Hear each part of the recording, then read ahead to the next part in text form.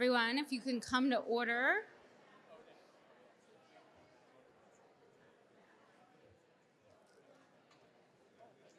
Welcome to night 2 of our annual town meeting.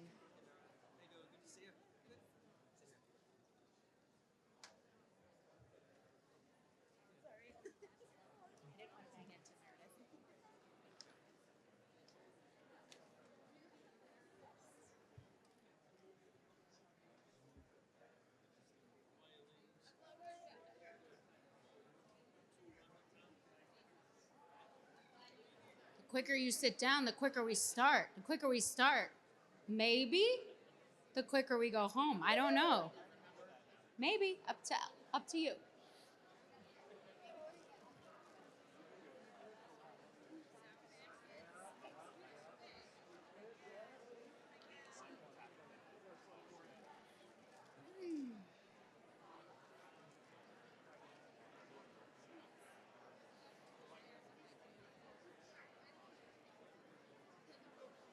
All right.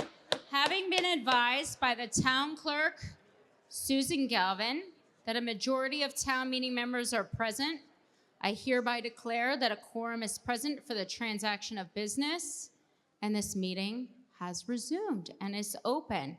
The meeting will now come to order. Welcome back, everyone, for a wonderful night 2. I had a couple of quick, very, very quick announcements, one of which was several people left things behind, personal items. So there was a folder, a jacket, different items. So when you're leaving, please make sure that you have all your belongings. And if you don't mind, our custodial staff here at the high school does such a great job. If you could just throw out any water bottles or soda cans, any kind of food you have, they'd really appreciate it. The second announcement I had is that the town reports you'll see are on the table over there. They're not going to be mailed to you this year. So if you can just go ahead and pick up a copy if you want one. I believe they're also available online. I just wanted to let people know that because otherwise you might decide not to get one thinking that it's going to come to your house. So go ahead and pick up a copy if you're interested. It's a wealth of information. New town meeting members especially, you can really learn a lot. The third thing I'll say is as a reminder, this was briefly mentioned yesterday, when you're speaking, please address all your comments to the moderator. People have been doing overall a really great job of that. It's one of our rules. And if you have any concerns about something that somebody said or an issue or, just anything happens at all, I really encourage you to reach out to me or, if appropriate, the town clerk, the town administrator. We're really happy to help you. I know that sometimes things can get a little heated or whatever, and so just my mention of civility again. I know we talk about it a lot. Everyone is really great. I really appreciate it. And so if you have any concerns, questions, or something that somebody said didn't sit right with you, just please feel free to let me know. And with that, we will move right on along. So where we are right now, for those of us keeping track, which is everybody, is Article 17, which is the Board of Health appropriation. I would ask if the select board has anything to say to this article, which you can find on page, yes. Oh, I'm so sorry. I was so excited to get started. We didn't test your clickers, and Mr. Mallett has a great question for us today. So if everybody can use their clicker. Did you eat Mexican food on Cinco de Mayo last Tuesday? A is yes, B is no, and C is abstain. It's hard to remember back that far, but if you can remember, go ahead and click yes, no, or abstain, or you can click nothing to abstain. And if you have any issues with your clicker, please go ahead and see Mr. Mallett.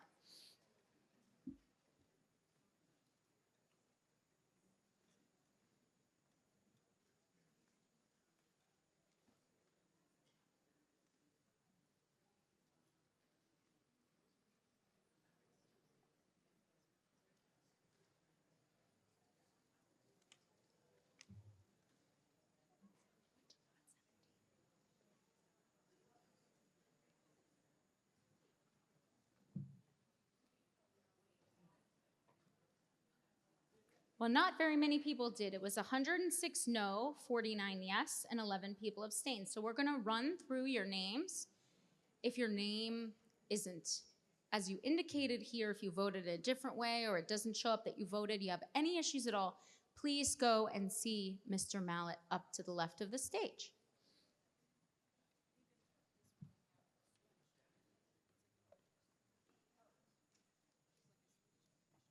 Mr. Mallet, people have indicated that they're having a little bit of trouble seeing on the projector. I don't know, Ms. Bosworth or Mr. Mallet, if that's something we could just move over a little bit, I believe, to the right. Is that working better for people? Oh, the first letter of people's names isn't showing? Oh, it is. Okay, great. Thank you so much.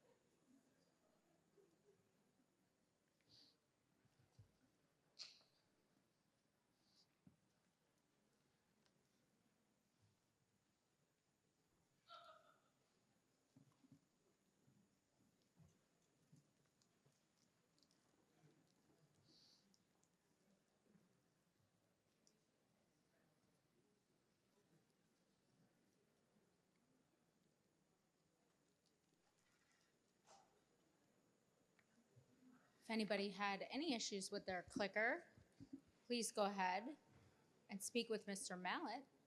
Otherwise, we're going to move zip, zip, zip right on ahead into Article 17, which I was so excited to get to.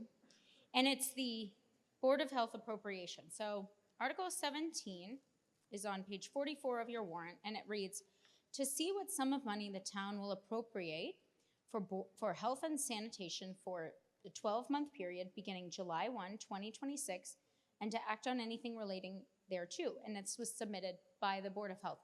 I'll ask if the Board of Health actually would like to speak to this article. They're here and available. Otherwise, we will move right over to the Select Board if the Select Board would like to speak to this article. Would the Warrant Committee like to speak to this article? Okay, then I will open up for discussion. Ms. Stillman, I remember you from yesterday. If you would like to speak, you may go ahead and do so. Yeah, Lori Stillman, Precinct 2. I just wanted to say how excited I am that the Health Department creatively was able to move around some money to institute a parent newborn support service program. This program will allow nurses to go into people's homes who've just had babies to make sure that they have the best possible start that they can in life. You know, the Warrant Committee aptly noted that the amount of time being devoted to this, which is only about 4 hours a week, is barely enough to really make an impact. And I'm hoping that maybe in the future we can find some more funding for this and other public health programs. There are so many other kinds of health and wellness programs that our community are just not taking advantage of that other communities do. But at the same time, you know, I was reflecting yesterday about Mr. Fundling's presentation and our future funding forecast. And one of the things that struck me is that our town is kind of in a cycle of at best doing level funding from from override to override. And I say at best because what happens is we pass an override, and the next year we're sunk again in the next year because our revenues don't meet our expenses. And so over a period of time, another override comes about, and we're doing level services based on cuts that have happened in those intervening years. And so there's so little possibility of supporting new and innovative programs in our community. And so I would just ask that the select board and our new members who bring new skills and things like strategic planning and financial planning and bringing people together to try and think of new ways of doing things, that we hopefully can reimagine our community to being more than just doing the same old, and doing some more creative things to help better our community. Thank you. Thank you, Ms. Stillman. Would anybody else like to speak to Article 17 regarding the Board of Health? Okay, seeing none, we will move to a vote. The vote is the recommendation of the Warrant Committee, which is that the town appropriate the amounts shown in the following tabulation under the heading recommended FY 27 as set forth in the warrant, and that to meet said appropriation, the sum of $474,974 be raised from the tax levy. And I will go ahead and open it up for a vote now.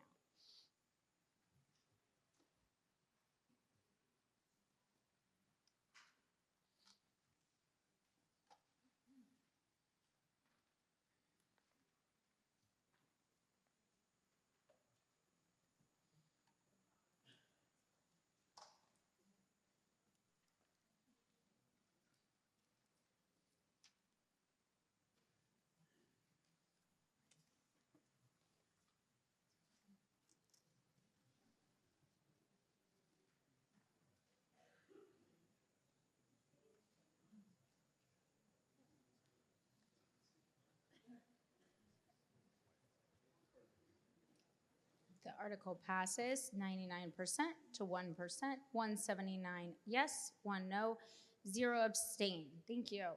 And now, Articles 18, 19, 20, 21 were all on the consent agenda. So we're going to skip right ahead to Article 22.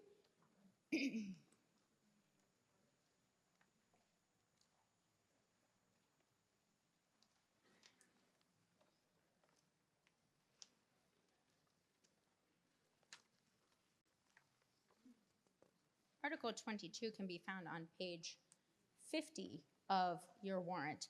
And the article reads, to see what sum of money the town will vote to appropriate for the support of schools for the 12-month period beginning July 1, 2026, and to act on anything relating thereto. And I believe Mr. Loring, who is the chair of the school committee, has some things to tell us. Mr. Loring, you are recognized.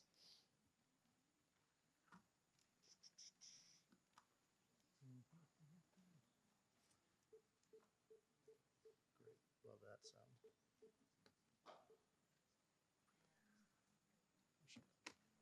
Great.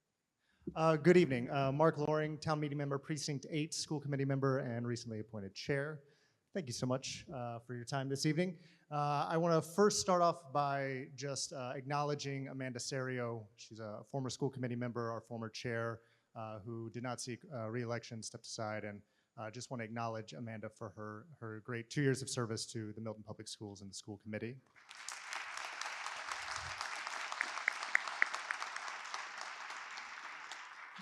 Also want to acknowledge our new school committee member, Stevie Caldwell, for joining us.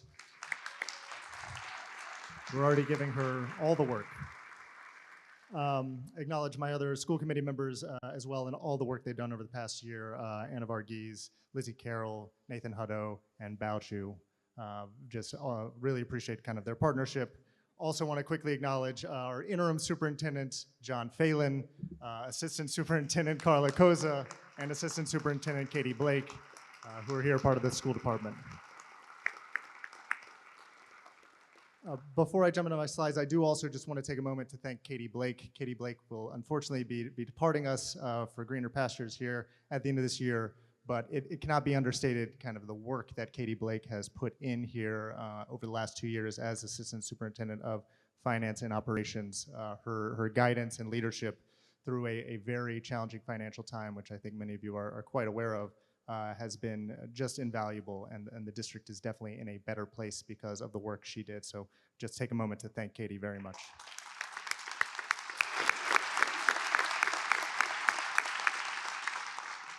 All right, and now we have a little bit of a presentation to give you all an update of what we've been up to, what we will do. This is going to be kind of just the 3 things we're looking to cover. And for the first thing, I'm going to pass it over to Interim Superintendent John Phelan.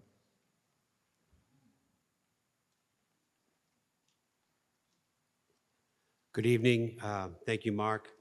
John Phelan, Interim Superintendent of Schools. I too want to start with a few thank yous. Very appreciative of the Milton School Committee for bringing me to the district.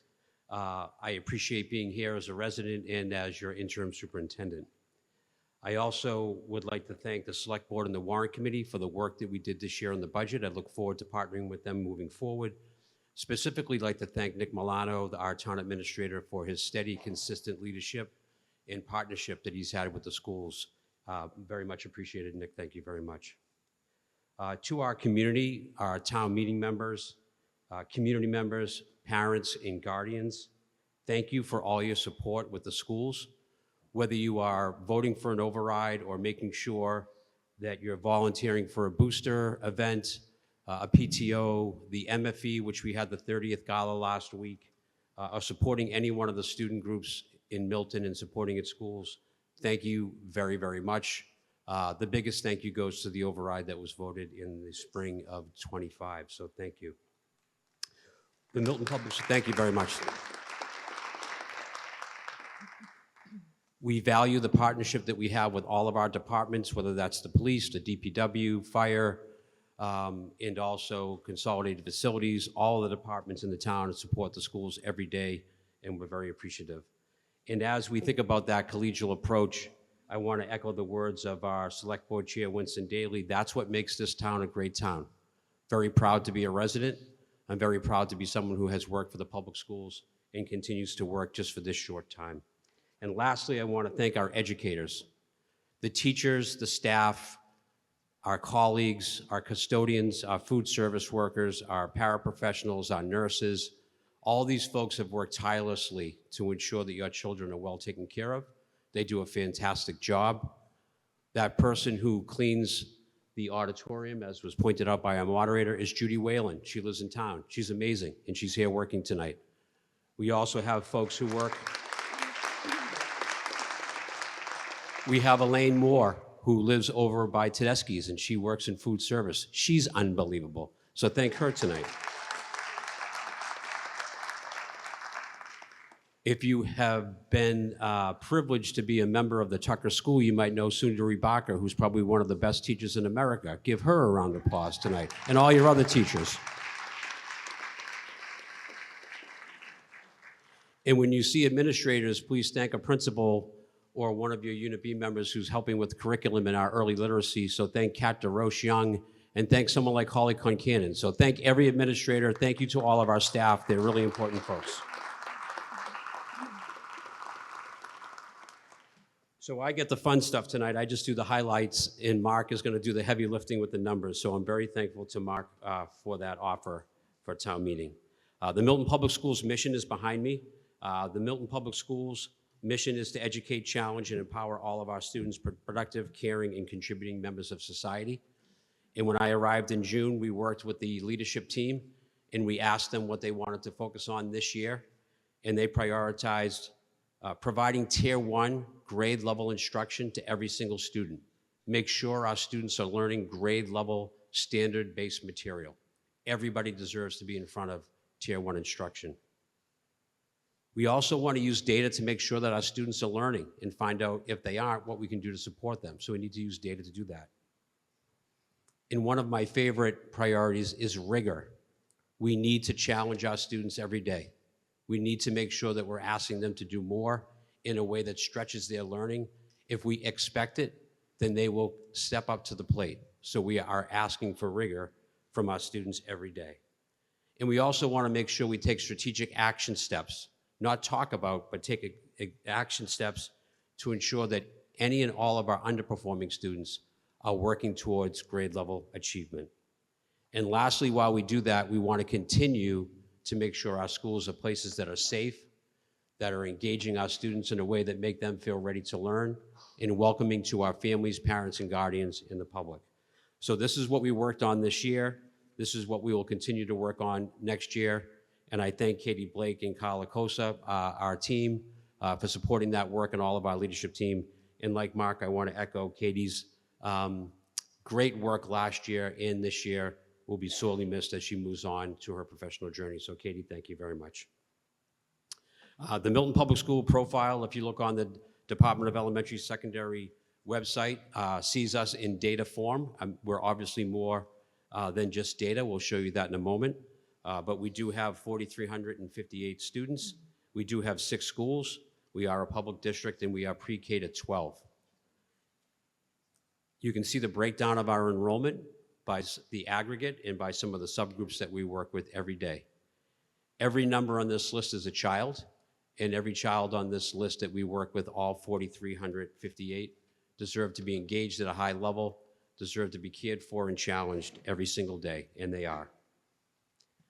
Some of the quick highlights that we want to show you and show off a little bit is at our elementary school, one of the high-level academic fun activities that we provide is future problem solving, which all 4th graders do, but when you get into 5th grade, you can compete. And we're very proud to announce that all 4 schools made it to the state finals. In one team, our team from Tucker, 4 students made it to the international finals, and they'll be going down to Indiana to compete internationally next month.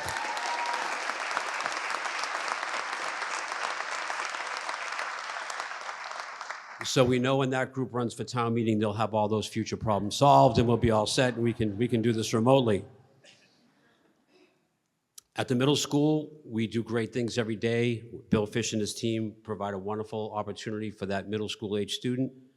And we want to make sure we emphasize that the academics are great. What goes on in the school building every day is great, but they get outside and they exercise some muscles around debate, political acumen. And this 8th grade team went and participated at the U.S. Senate debate at the Edwin M. Kennedy Institute in Dorchester. The team took part in a simulated U.S. Senate session. They have a beautiful site there. If you haven't been there, you should. And the students considered issues that were actually on the Congresses in the Senate table in Washington and competed against other schools. So congratulations to our 8th graders over at Pierce. And lastly, it always comes to sports and drama and music at the high school. Our theater team was a semifinalist last year. They were the finalists this year in a state competition in Boston.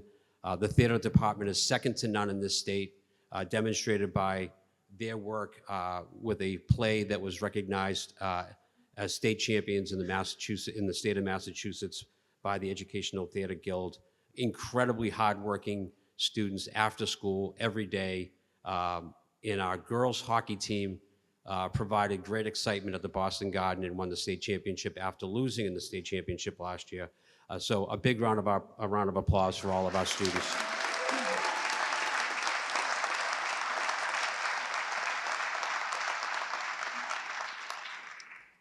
Our students are learning in the classroom, but more importantly, they're learning by things that they do after school in clubs and activities and athletics and drama and band. Academics is vital, but those other parts of their day are great learning opportunities as well.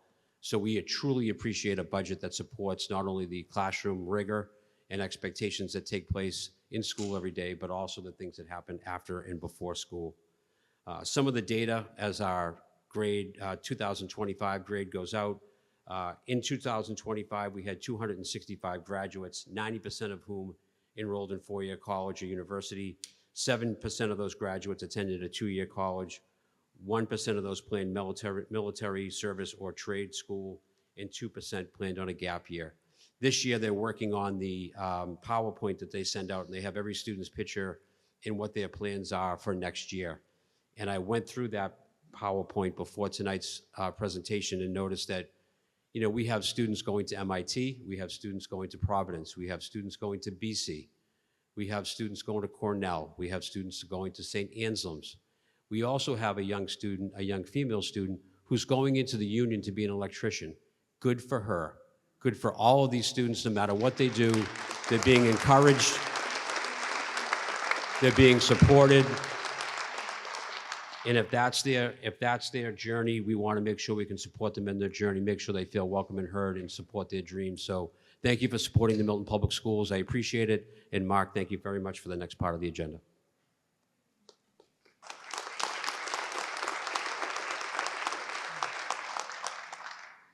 It is tough to follow that because I just got numbers. So before we get into this year's numbers, just want to share a look back. Some of you might remember I was up here in front of you about a year ago. We were talking about a bit more of a dire situation, problematic situation with the school budget. Luckily, we have better news this year. But we wanted to look back at some of the things we talked to town meeting about, the things we promised town meeting that we were working on, that we would be doing, and give an update on kind of where those things stand.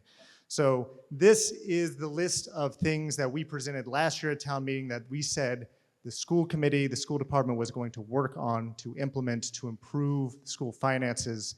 We thought these were priorities that would help stabilize the budget after 2 years of budget overruns, which were very impactful to the schools, but also to the town. And so you can see the green check mark by each of these because every single one of the things we told you we were going to do, we have done over the last year. And so we're very grateful for all the work of the various members of the school department and the school committee who put into that. We took the issue and the feedback we received from the community, and again, what we saw the impact was very seriously, and we worked very hard to address it. And once again, I can happily say we are on much better footing. Again, the last bullet, especially ensuring the school department ends FY26 on budget. Katie Blake presented the Q3 budget report at our last school committee meeting, and currently we project to be under budget by about $35,000. So that is great news, as it should be.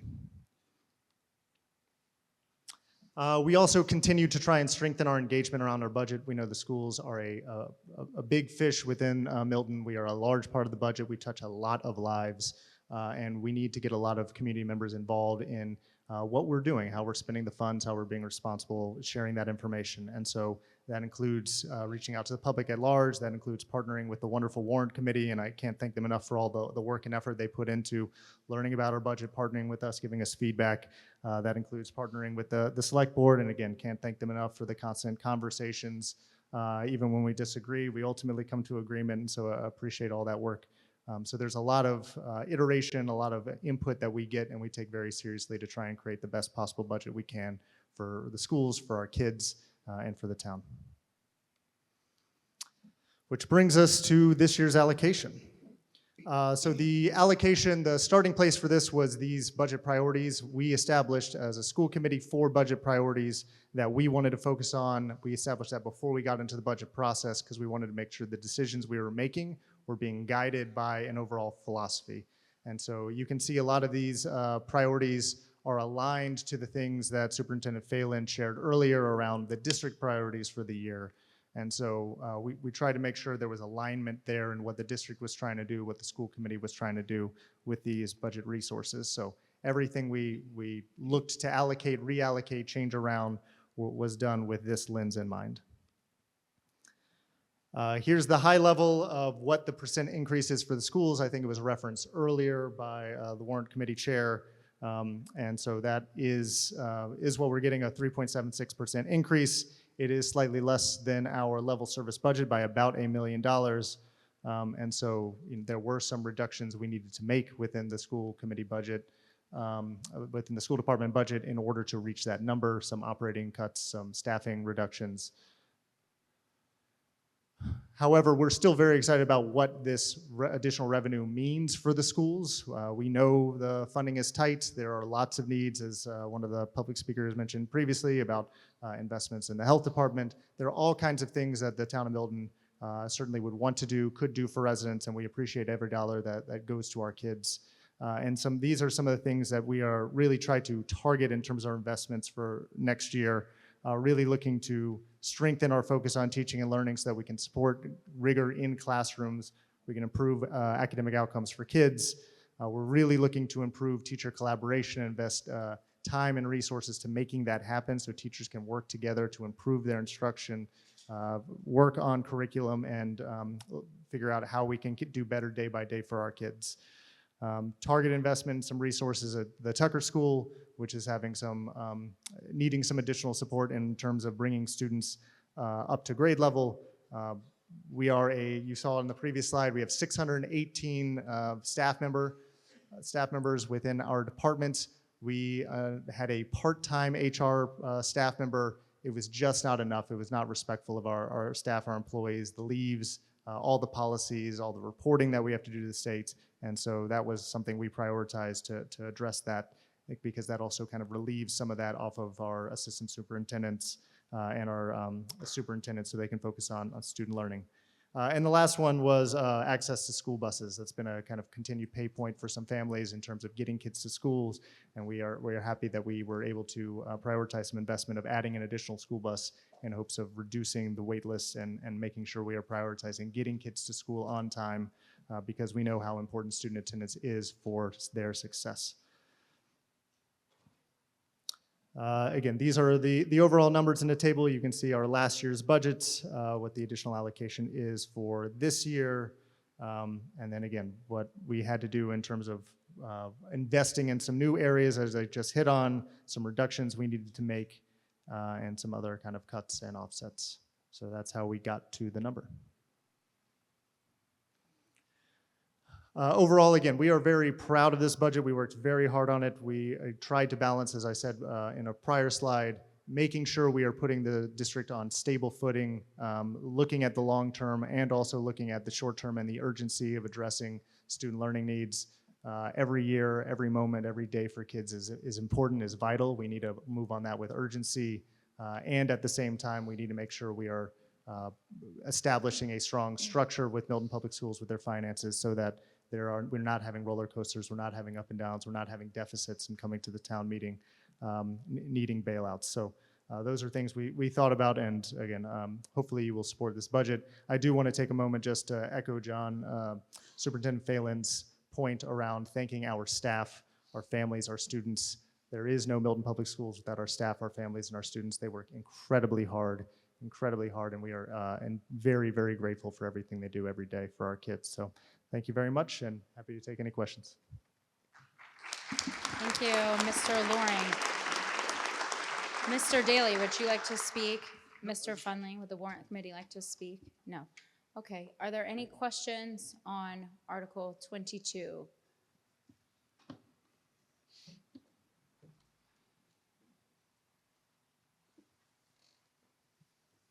Mr. Hiss, you're recognized. Thank you. Bob Hiss, Precinct 3.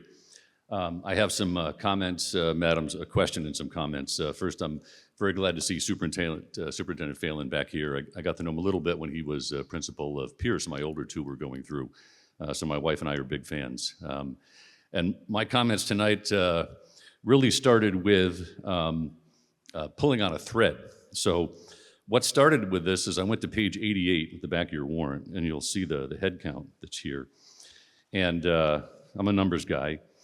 So I went through instructional staff, the second row.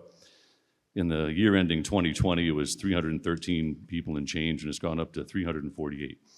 So we have 35 more teachers.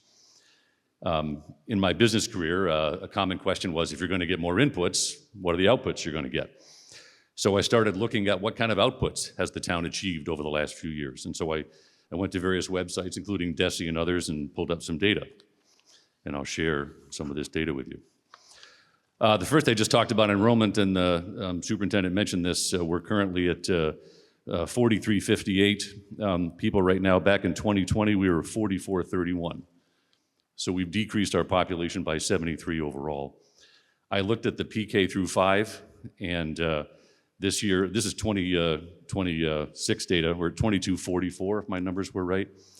Back in 2020, we were 2396, so we're down about 150 on that, the younger children, which is some of that. Is that going to be a story that's going to come back to talk about when we get to future articles about the new building?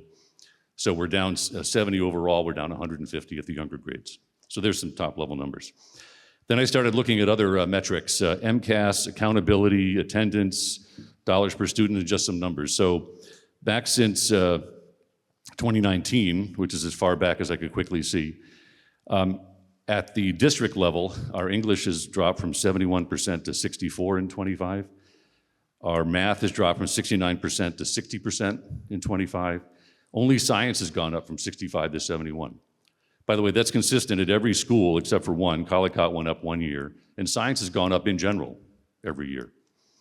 So again, a lot of the budget presentation is about what are we putting into the system?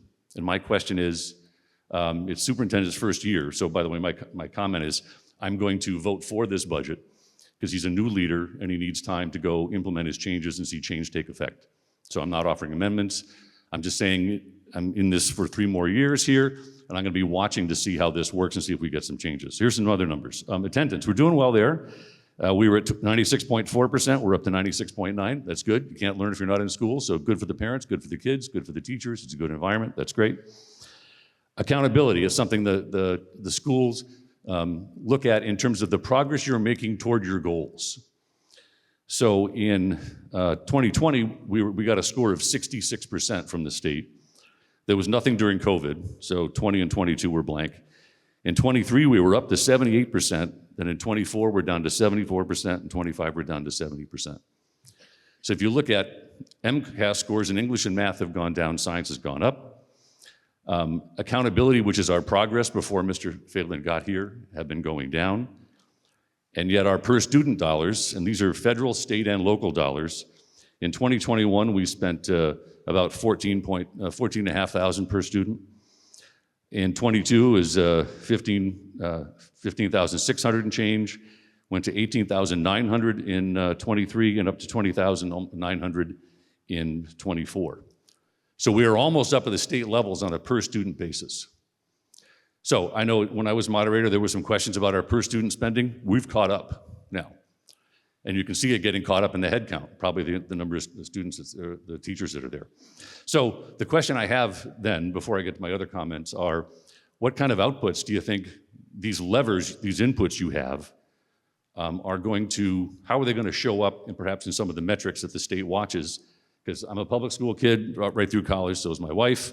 All our kids went here. 2 of them went to public universities. So I'm all in on the public schools as a citizen, as a parent, and as a resident of this town. And I think as a customer, I think many of us are parents. We've had kids here. We all are as well. We want this to succeed. So perhaps you could turn the inputs into outputs, if you would.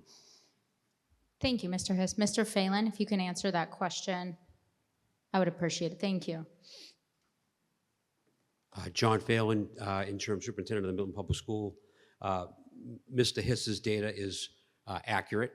We are a district that needs to be paying more attention to not only what we're doing for students each day to take care of them and make them feel safe and valued in school, but also challenge them. And if you see in the priorities that we showed earlier, we are focusing on Tier 1 instruction, which means all students should be looking at grade level standards that they're going to be tested on. We want to make sure they're in classrooms with teachers that are teaching all of our 3rd graders the 3rd grade ELA curriculum, the 3rd grade math curriculum. We want to make sure we're supporting them and scaffolding them. And when you have high expectations, it has to come with high support. So when you have a high expectation environment, you also have to acknowledge that everybody's not at the same spot. So that staffing that we're utilizing is to engage and scaffold that learning with that support. High expectations, high support. The next thing that we're doing is we're actually, some of the budget material that we went through this year was realigning some of our positions to actually make targeted, take targeted measures in order to look at different parts of our curriculum, ensure that students will be getting a better academic experience. One of those things would be the purchase of our early literacy program that the town so generously funded with the override last year. That is a huge win for the district. We are teaching phonics. We are also teaching this new curriculum starting next year, and we really hope that new reading program will see acceleration for all of our young learners. So, Bob, in general, our 5 priorities, I think, speak for themselves. We are creating a culture where students are expected to come in and be engaged at a high level, supported at a high level. Our teachers are really asking great questions. They're asking for support. We're providing that support. They're all on board with the 5 priorities. And I think all of those things in concert will begin to build traction into reestablishing our outputs at a higher level. So we are excited for the work that those teachers are doing. We're glad that our students are engaged at a higher level, and we'll continue to use your resources very, very thoughtfully and very much in a targeted way to ensure that our students are leaving with the best education they can. But we will do it year by year, month by month, and week by week. So thank you very much, Bob. I hope that answers your question. Thank you, Mr. Phelan. I see that Ms. Christensen is down to the right. Ms. Christensen, did you have a comment? Well, could I offer my follow-up? Sorry, I thought you were getting up to leave. Sure, you can Yeah. offer your follopp, and then we'll go to Ms. Christensen. Thank you. How am I doing on time, by the way? You have spoken for 4 minutes and 41 seconds. Very good. And by the way, an example of outcomes, when my friend Mr. Walker, I think you were chair of the school committee, it might have been 12 years ago, he came before the body and said, we've got a challenge with early reading among our young African-American kids. And he said, if you give me $500,000, I'm gonna get tools, I'm gonna get teachers, and I'm gonna train them in this stuff, and I'm gonna move the reading scores.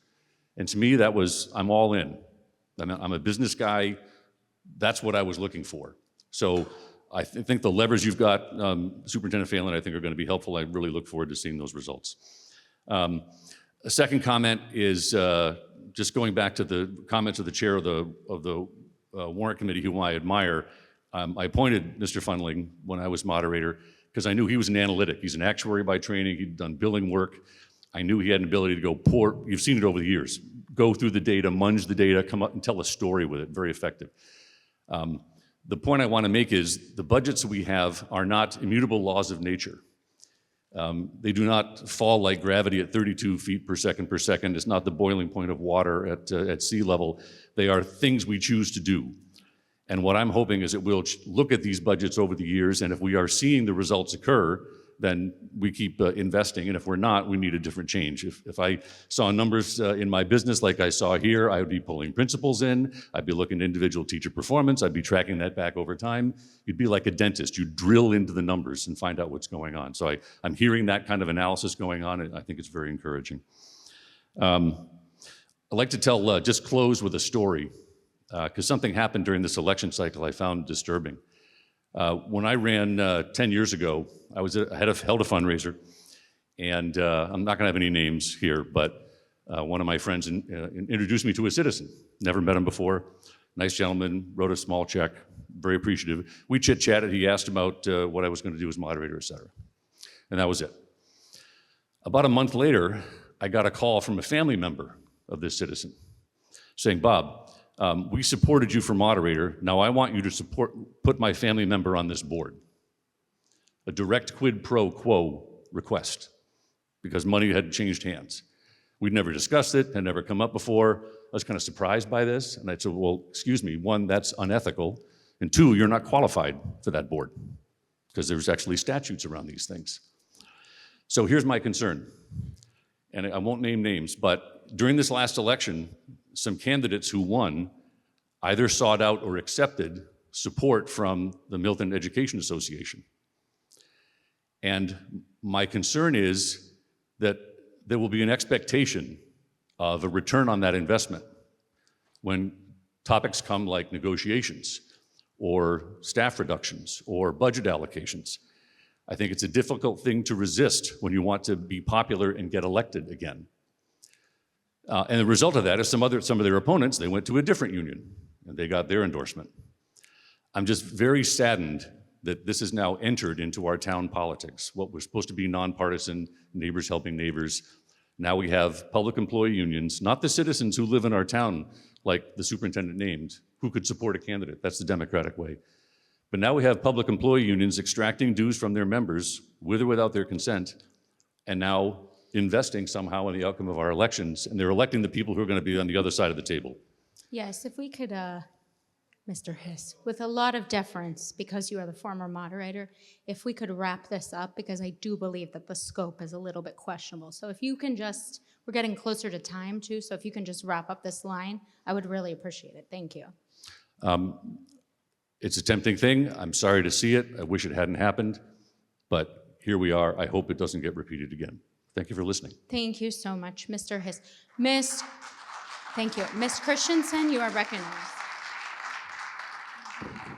Cindy Christensen, Precinct 7. I appreciate what Mr. Hiss just said, and I have similar concerns. I do think that it's a relevant topic, given that I believe the concerns have to do with the school department budgets. I was not a town meeting member last year. Had I been, I'd be one of the town meeting members who stood up to say we need a forensic audit of the school budget. We have not had one. There was a budget process. It was not a forensic budget process, and I believe we need one. I also think we need an efficiency study. I absolutely am impressed with the warrant committee's chair's work. And what I love about what he does is he's very clear with us about what his assumptions are. So if we agree with the assumptions, we follow his numbers. If we disagree, we recalculate them to fit our knowledge or our expectations. The thing that I didn't like was that it was focused on how can we get more money, not there was very little said about how can we reduce spending. Ms. Christensen, can I ask you a question? Are you speaking right now about the presentation of the warrant committee earlier during Article 1? Or are you talking about the school budget right now? I'm just trying to understand. There's an overlap. Okay, go ahead. Can you get to that overlap and then please continue? Sure. Given that the budget of the schools is a major portion of what our taxes go for, I think Mr. Fundling's work is very appropriate. So, number one, I would ask for a forensic audit still. I acknowledge all of the work that's been done over the last year that's been presented. I don't think it's enough. I think a 3.6% increase is excessive. If you have relatives or friends who are on Social Security benefits, their increase was 2.5%. So basically everything that they got this year went to pay for the override that Milton accepted and tax people, basically for the schools. So 2 things I think are still needed: forensic budget and an efficiency study. Thank you. Thank you so much, Ms. Christensen. Mr. Fahey, I see that you're waiting to speak. We all know how I feel about clapping, although it was a good commentary, but go ahead. Thank you, Ms. Moderator. Sean Fahey, Town Meeting Member, Precinct 9, and also a member of the Planning Board. Just a couple of comments in regard to our member that brought forth some data. But before I get there, count me, and my wife Janice also was a big fan of Superintendent Phelan. Love the fact that he's back in town and appreciate his leadership. Second, like our speaker just mentioned earlier, huge fan of public education. I have 2 girls, graduates of Milton, Kate and Kira. Fabulous, and Kira will graduate from the Eisenberg School at UMass in a week, and I credit the Milton Public School System for Kira's success. So thank you for all that has been done for my girls. The information that Member Hiss brought forward was really good information, and I think each one of us understand the importance of measuring progress in all parts of our lives, but absolutely for our students. And my suggestion is that rather than have a member bring forward this data in the form that Member Hiss brought it today, I would ask that it become part of our report. You know, each time at town meeting, when we bring our progress to town meeting, so the members can recognize the progress that we're making and the data points, whether it is, and I won't recall all of what Member Hiss had stated, but The accountability factor is an excellent factor. These are all, it seemed to me that Superintendent Phelan not only recognized the data points that member has mentioned, but acknowledged their accuracy. So if that in fact is accurate data, I think it'd be great to bring that as part of the report to town meeting, so none of us have to go search for it. We can see it as it's presented to us. Thank you very much. Thank you very much, Mr. Fahey. Ma'am, you're recognized. Hello, I'm Kendra Quincy Knopf, Precinct 3.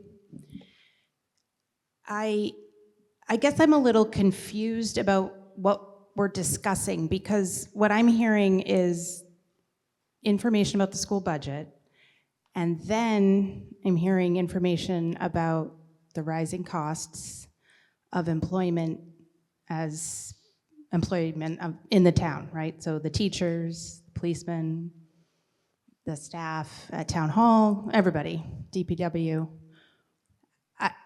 I don't remember this last night, and I'm confused about why it's being addressed regarding the schools.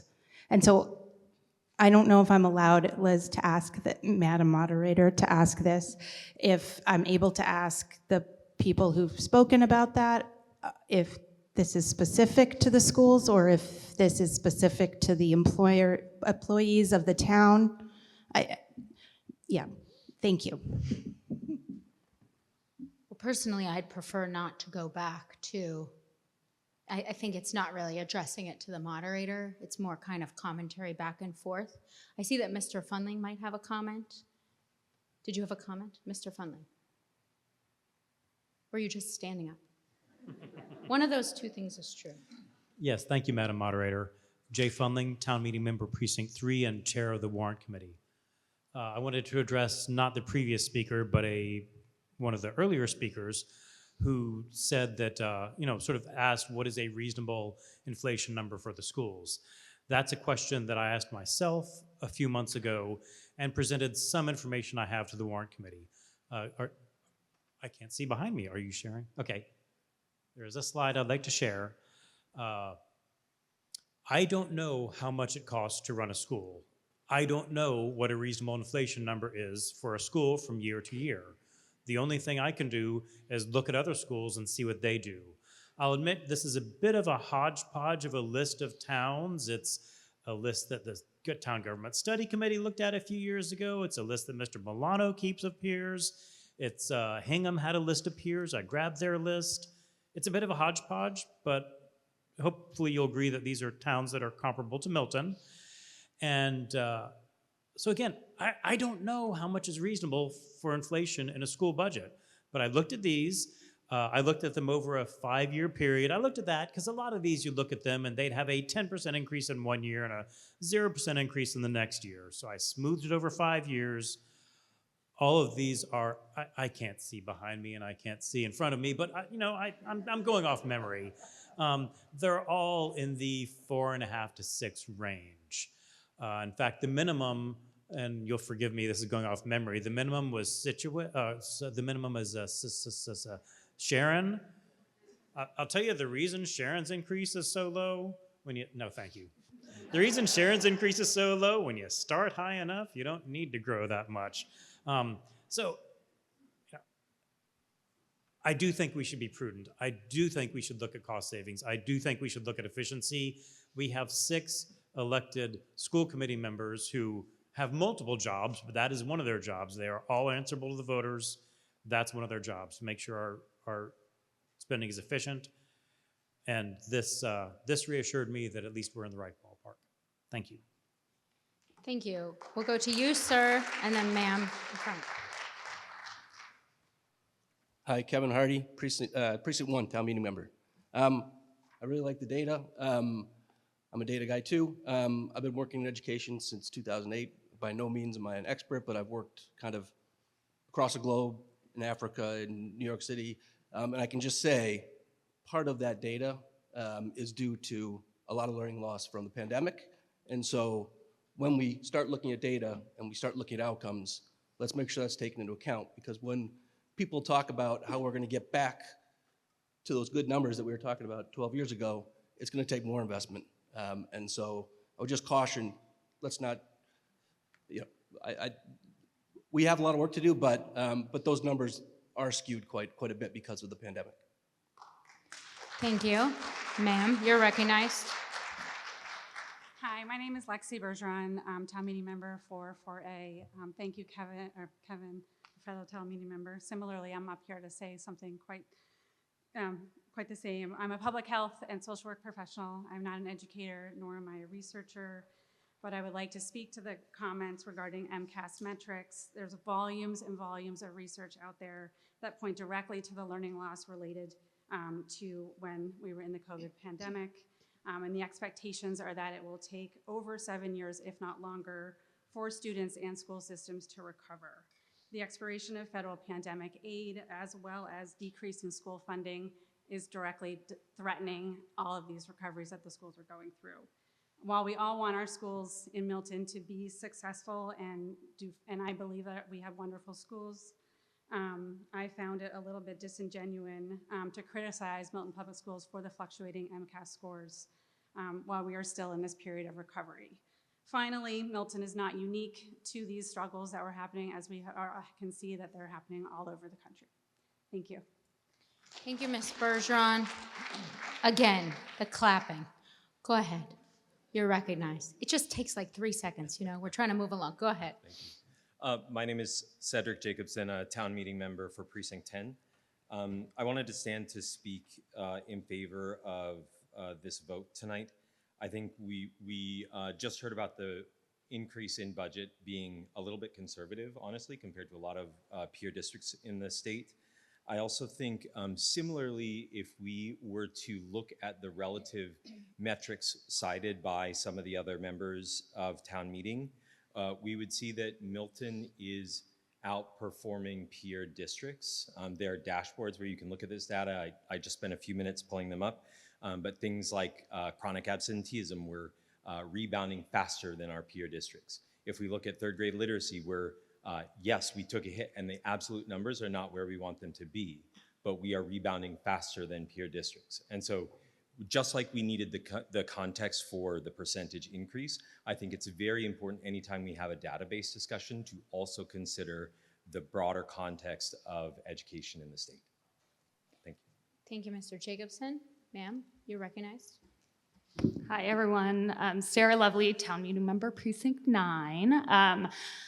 I actually do know a thing or two about this because I have been in education for almost 25 years. I'm not a lawyer, unlike everybody else in this room, but I do have 2 degrees in acting, so I could play one on TV. But anytime education is discussed at town meeting, I have sort of a visceral response to it. And anytime somebody talks about outcomes, I also have a visceral response. As a college counselor for almost my entire career, I look at data all the time. And one of the things that I look at is not just quantitative data, what'd you get on your SAT, what's your GPA, but qualitative data as well. What are the outcomes in terms of who you are as a person, in terms of where you're going, what are you doing after high school? And to Mr. Phelan's point, we have kids from Milton going on to various colleges. 90% of students are going to 4-year colleges and universities. That's an unbelievable number. I grew up in rural Maine, and I think that number at my high school was probably in the 40s, maybe. I think that we need to hold ourselves to an incredibly high standard and also appreciate that the kids coming out of here are going on to do unbelievable things. I work with kids from all the districts most of the districts that were just highlighted up here, including Milton, and it astounds me every day that Milton, despite being on the lower end of what we spend expenditure per pupil, still tends to outperform in terms of curricular rigor, especially when you get to the high school.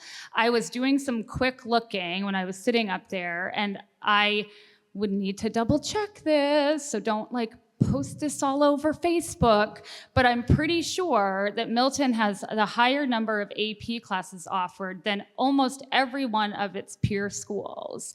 And I can say that because I also work with kids from all over the world. And I am astounded every day at what Milton High and let alone Pierce and the elementary schools offer. So I can't sit there and listen to just negativity around education. And I appreciate that we always have to be digging into numbers. I own my own business. I understand that. And I have to get up here and be the biggest support for our school committee and for everybody here who really supports public education in this town. Thank you. Thank you, Miss Lovely. Do I see anybody else who would like to speak? Are you coming down to speak regarding the school article? Yes, go ahead. You're recognized. Hi, Mark Croninger, Precinct 7. I'm a big fan of Milton Public Schools. Both my sons went here. I've supported every single override that's ever been put forth in this town, including the last one. I don't think that speakers who present facts are necessarily being negative. I think they're just throwing this stuff out there for debate and shouldn't be scolded. I think that the most common sense thing that I hear from people in I'm Precinct 7, everybody's afraid they're going to be taxed out of this town eventually. There's so many there are only so many overrides we can keep doing. Last night I was watching the presentation talking about, when's the next one going to be, 28, 29? And I also think what was said in that presentation was, this doesn't include funding for a new school or the fire department. How much blood are we going to get from the stone here, people? Like, I'm in my 60s, okay? I was hoping to retire in Milton. I paid for my house, bought it, everything. These days, I don't know if I'm going to be able to, because if this incessant parade of overrides and tax hikes go, how are we going to afford to live here anymore? And that's what some of the older elderly people that have lived here since the 30s have been telling me when I've been out meeting with them. So I think what's needed is a major dose of common sense. If I could buy everything I wanted, do everything I wanted, God knows I'd do it. And if we could all have everything we wanted, we would do it. But there's a give and take with everything. And I don't think it's negative to pull facts out or to have accountability or expectations. I was in business for 35 years. We got our asses, pardon my French, we got ourselves pulled into meetings all the time with regard to numbers and accountability, what we were spending things on, and what the outcomes were. Whether or not those were jaded by COVID, okay, the whole state was jaded by COVID. In fact, the whole country was jaded by COVID, so understood. But I don't think we can perpetually go to the well with overrides and tax increases and expect the taxpayers to keep sucking it up. And I am totally pro-school. Both my kids went to Milton High, all the schools. Mr. Phelan was at Pierce. My kids went a long time ago. And they did very well coming out here. And I applaud it, and I always support the schools. But you have to realize that it's not carte blanche here. We can't have everything. And it's not fair to we've heard a lot of thank yous over the last 2 nights. What about a big thank you to the taxpayers of this town who continually come to the plate, support overrides, and support the taxes that we pay in this town, which are creeping up, creeping up, creeping up. So in any event, that's all I have to say. Nobody's anti-school for asking questions. They're trying to make things better and trying to get accountability. Thank you very much. Thank you, Mr. Croninger. And now we have the 2 ladies over here on the left. 1 and 2. Thank you. Hi, good evening. Margaret Carrolls, Precinct 4. I will be supporting this very conservative school budget, and I want to thank everybody for all their work, all the questions, all the data crunching that goes on by various people around town. I just want to say, I hope that we can focus our attention on state funding and health insurance, whether that's state elections, federal elections. This is where we need to focus our attention on. We're not going to find money under stones here in Milton. We need to pay attention to what's going on in Boston and in Washington. Please focus your attention there. Thank you. Thank you. Ms. Carroll. Ma'am, you're recognized. Hello, Christine Turnier, town meeting member, precinct 4 and 4A. I want to take a minute to acknowledge that the school did actually come and ask for more. And when the school committee looked at the budget, realized it wasn't something we could support, our district was asked to make choices and ended up cutting positions from the school. And I want to point that out because I think it runs counter to a narrative that we have, that we can't have everything and we need to make cuts. We are making cuts. And I think the idea that we are spending madly and wildly, it just isn't true. I do agree that we need to start thinking about, we can't keep coming back to and raising taxes for our citizens. I get that. We need to start thinking about, as the previous speaker said, other forms of income and other forms of tax revenue throughout the town. We can't always get it from income tax, but I really would encourage people to realize that we are making tough choices, and those tough choices impact our kids.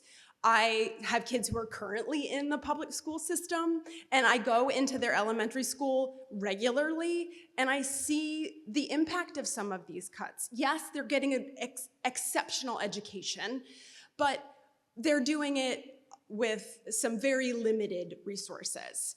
I think that we have been very honest with ourselves. We've made some tough choices. We can't continue to spend, we can't continue to expect revenue purely from our citizens. We do need to explore other forms of taxes and other forms of revenue, but please do not imply that we are somehow or other spending negligently on our public school systems when we have asked and the school system has come back and made cuts. That is an unfair narrative. Thank you. Thank you, Ms. Turnier. I'm gonna keep saying it. Please stop clapping so much. Ms. Christensen, would you, Dr. Christensen, would you like to be recognized? Cindy Christensen, Precinct 7. I do have 2 questions, particularly after the last speaker mentioned the cuts. It says on one of the slides that was presented by the school committee, position reductions over $700,000 and $673,000 other operating cuts. My questions are these: were those positions actually filled positions, or were they part of the excess that was added during COVID? In other words, did we lay people off, or were these positions that were currently not filled? And then if you could explain what was cut under other operating cuts, I would find that helpful. If either the chair of the school committee or Mr. Phelan. Thank you. John Phelan, interim superintendent of schools. The positions that were reduced from FY26 going into FY27 were the following: Director of Data and Analytics, that was a person who's currently employed with us who was reduced right before April break. Director of Fine and Performing Arts, which was not filled. It was vacated during the school year, and we did not fill that position. Equity Coach, that was that position was left unfilled in September, and we did not fill it for the next school year. 504 Coordinator, a 1.0 position, educator, that was a reduction. That person was reduced right before Christmas, April vacation. Academic Tester, that person was reduced right before April vacation. Out of District Coordinator, that person was reduced right before April vacation. Special Educator, district-wide, that was a vacancy from last year that we did not fill. An elective teacher at the middle school, that person got a layoff notice right before April vacation. High school English teacher, Milton High, that person got a layoff notice right before April vacation. To let folks know, and to the speaker, that we have been responsive during this budget season to listen to our families. We had many school committee meetings where folks came and asked us to reconsider reductions. We have reduced positions that are some of which were vacant, more so others that were filled by staff that we appreciate and value that are now unemployed. We also reduced non-salary items like professional development, text purchases, and I think legal assistance in those lines that would be non-salary based. We also increased fees for buses. We increased fees for our rentals in order to try to provide revenue on that side as well. So we took a multi-pronged approach. We reduced, we realigned our budget, we increased fees, and we reduced salary and non-salary lines. Thank you. Sir, you are recognized. James Jenkins, Precinct 3.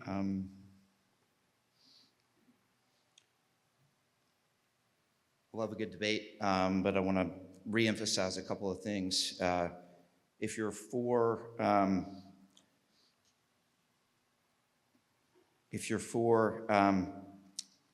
leadership and Mr. Phelan, I think you would get the message that came out in the school presentation of it takes everyone. Leadership is aligning people together to work together. It's a fallacy to think that one superintendent comes in here and does a silver bullet to make a rescue plan. I love Mr. Phelan. I was in the PTO, Pierce PTO meeting the next morning after Mr. Phelan sent an honest email about the challenges that had been raised. And I watched over the months how a lot of people worked together to solve those problems in creative ways. So it's blindsided to think that one person solves a problem. In that Pierce PTO meeting, I want to show you one of the best forms of leadership is the Step Up program from elementary school to middle school. It's elementary school and middle school principals and teachers working together to create a process for students to arrive and succeed at the middle school. And it worked really well. And now they're doing it at the high school level. And what that is process. That's collaboration. That's working together over time to look at data and prove things. And that's what's happening in our town. Number two, you can think about performance and outcomes on state statistic data. One of the challenges is that getting those numbers back in real time from the state performance tests, it takes a long time. So it's hard to get that. If you want to look at the numbers and the performance, come to the school committee meetings. They're public, and all of these things are transparent and happening. It's just, you just haven't been there along the way. And that's okay. Come. Some impressive leadership happening. The other way you can think about outcomes and performance is a foolish way of thinking about what college placements people get into. And I loved that Mr. Phelan said, this woman is going to become an electrician. That doesn't measure anything next to Harvard or the Ivy League, but it's awesome because an individual has found a path to success for life, to make an income and to make a difference on what they want to do. It's electric.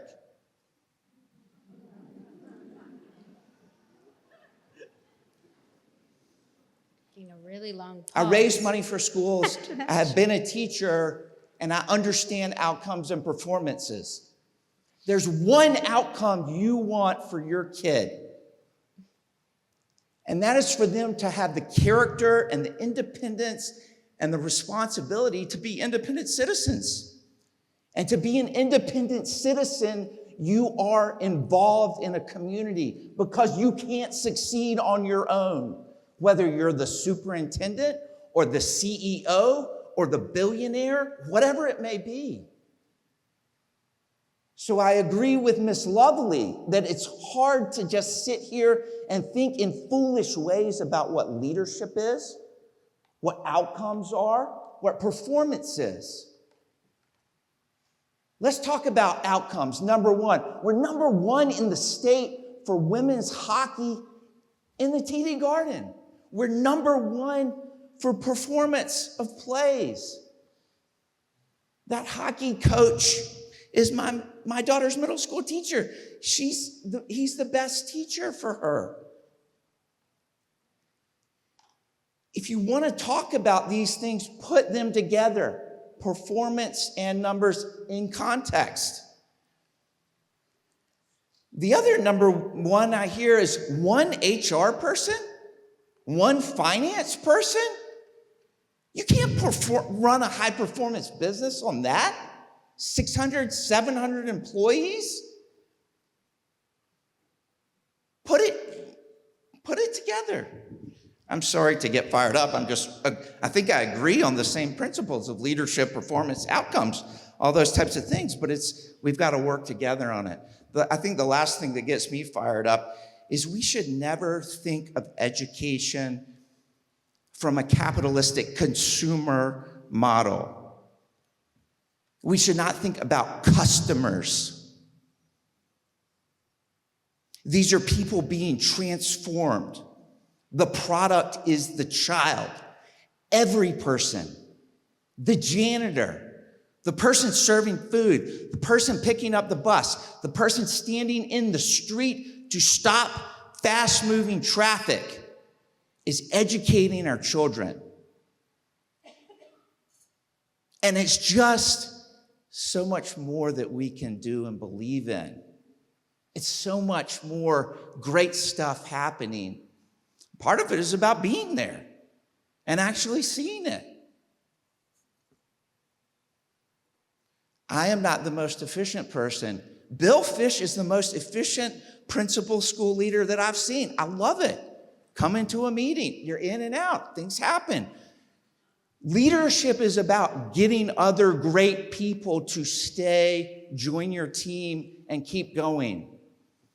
And we can do that. And being elected town meeting members is not the same thing as being the CEO. It's easy to kind of sit in the galley in those types of things. That's why we put people in the seat to do the work. Let them do their jobs. Come to the meetings. Participate as a community in the work. You're wasting energy if you're looking backwards. We're going forwards. Let's do it. Thank you very much. Thank you. Mr. Jenkins. I just want to say briefly, I love your passion, but I think something very misunderstood is I know, so many that have gotten up and spoken tonight are incredibly involved. They go to all the meetings. They've held office. Their kids have been involved in the school system. So this isn't anybody coming up and stating anything without a ton of involvement and care and consideration. And no one is faulting. I think one of the biggest things I see all the time is most of us, we think the schools are incredible and our kids are getting an excellent education, but sometimes we speak to them in what we need as if they're not. So I just wouldn't discount what people are saying tonight as if they're not involved or they don't know the whole picture, because there's a lot of involvement. But perhaps there's just some trust that needs to be rebuilt. There's questions being asked because there's a lack of trust, and maybe you haven't seen that. Maybe you haven't seen why. Maybe since your time in being involved, you haven't witnessed why that might be. But there is really good reason for it. So some of this is just reinstilling trust in these systems and what's behind it. Yes, I'm sorry, ma'am. You didn't say your name. We were all so interested in what you were saying. So even though I know who you are. Andrea Lizio, Precinct 7. Thank you, Andrea. Akwawo Ebong, Precinct 1. I think we're missing the whole point here. I think the problem is the revenue and our source of revenue. I think we need to come back as a group and say, what kind of Milton do we want? Must all revenues come from our taxes? Can we get some more corporate involvement, like spaces where companies can pay a little bit into the pot.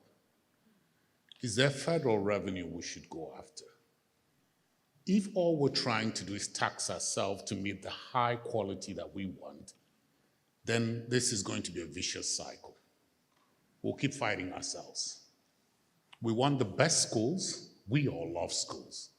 But we cannot always add to what we need to keep the schools that good. So I would strongly recommend, irrespective of what side of the aisle you are on, I'm not sure if it's Fenlon or the moderators, whoever it is, let's set up a committee to look at how do we raise money without having to go add more to our taxes.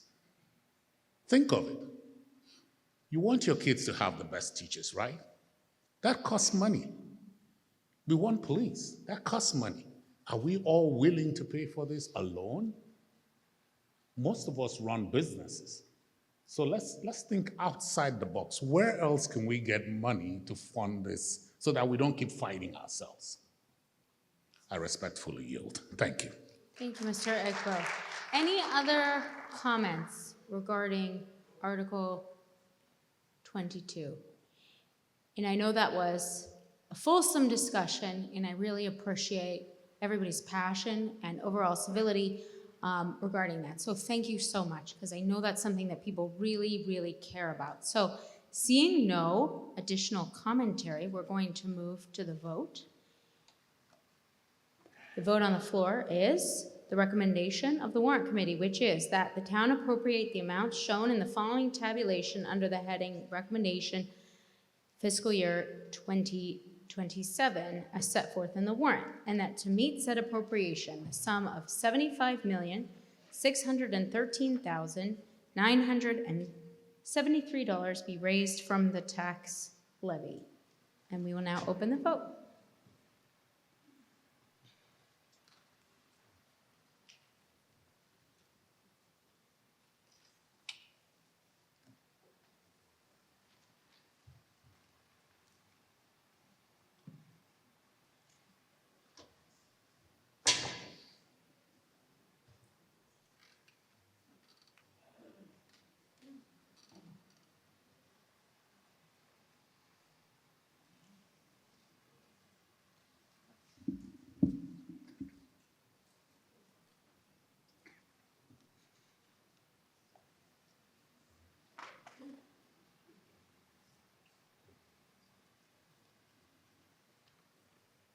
Voted in favor 97%, 200 yes, 4 no, and 2 abstain.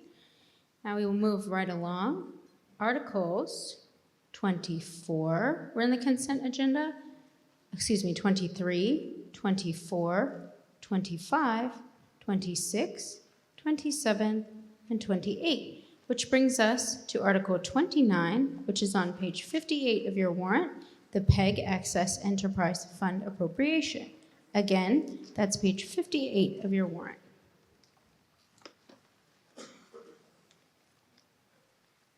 Article 29 reads, to see what sum of money the town will vote to appropriate from the PEG Access Enterprise Fund for fiscal year 2027, cable-related purposes consistent with the town's franchise agreements with Comcast of Milton, Inc. and RCN Telecom Services of Massachusetts, LC, including but not limited to support of public, educational, or governmental access cable television services, monitor compliance of the cable operator with the franchise agreement, or prepare for renewal of the franchise license and to act on anything related thereto. This was submitted by the Select Board and is a majority vote. Would anybody like to speak? Would the Select Board like to speak on this article? Mr. Daly? No. Mr. Funley, would the Warrant Committee like to speak? No. Okay. I will open this up for discussion. Ma'am, I'll start with you on the right, and then we will go to the left. Oh, great. Thank you. Deborah Felton, Precinct 2. I would like to get a report from, I suppose, the Select Board or Milton Access TV on what the future looks like As it is stated in the comment about streaming services and that, so MPEG is missing funds for people who do not have Comcast anymore, and they do not have that revenue. So I'd like to find out who's thinking about the future of MPEG and how we think we're going to fund going forward. Thank you. Mr. Milano?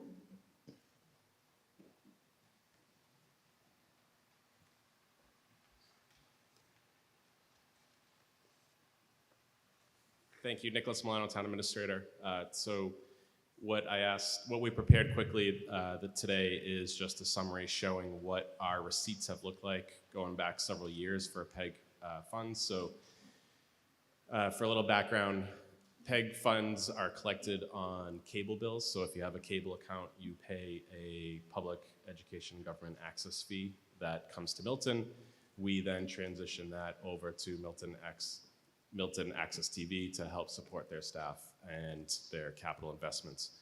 And they produce hours upon hours and upon hours of video and programming. So the way that works and the changes that we're seeing that Ms. Felton alluded to was that as people cut their cable accounts, that has a corresponding effect in terms of the amount of revenue that we'll bring in.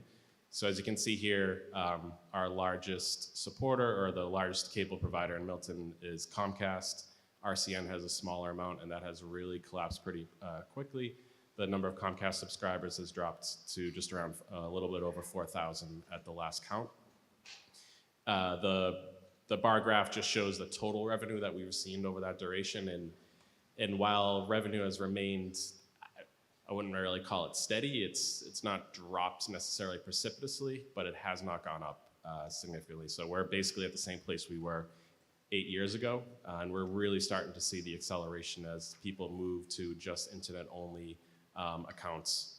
That is going to put continued pressure on our ability to support Milton Access TV. So I don't think we're standing here today with a real clear answer as to what that means in fiscal 28, 29, or 30. It's something we're acutely aware of. We had a report from both Shane Brandenburg, the executive director, as well as Michael Lynch from the board at the select board meeting, I think in March, where we talked a lot about this and some of the legislative action that the local cable entities or the local public access entities are advocating at the legislature to try to find an alternative revenue source. So somebody who has cable in their house, like I do, I'm paying a fee. Somebody next door who has internet to their house, while they're getting internet from fiber that's strung over town streets on utility poles, there's extensive infrastructure in the right-of-way.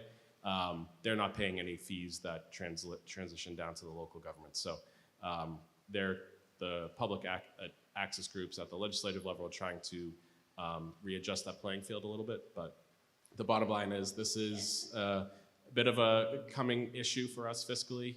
We're going to work closely with Milton Access TV to stay on top of it, and so I don't have a clear answer, but this is just an expression of where we've been, what's going on, and that we're well aware that this is a potential financial challenge over the next couple of years, but I think we're all keenly aware of the value that Milton Access TV provides, not only for town government, but also school sports and the general programming. And it's an incredible asset that we have, and we're so grateful to the work of Shane and his team. So thank you. Thank you, Mr. Milano. If you want to speak, you may. Thank you. Hi, Deborah Milbauer, Town Meeting Member, Precinct 4, and member of the Board of Health.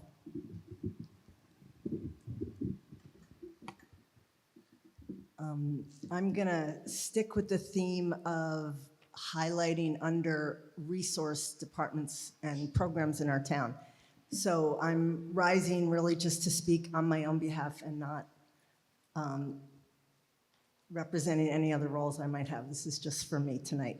So I rise to bring attention to an invaluable resource in Milton that we rarely talk about, which is Milton Access TV. And thank you for teeing that up for me, Town Manager Milano. I'm going to read a letter I wrote to the Massachusetts Senate Ways and Means Committee a couple of months ago to advocate for more resources for Milton Access TV. But before I do that, a couple of things of context, which actually was just explained, but I'm just going to add a little bit more to what was just explained. So,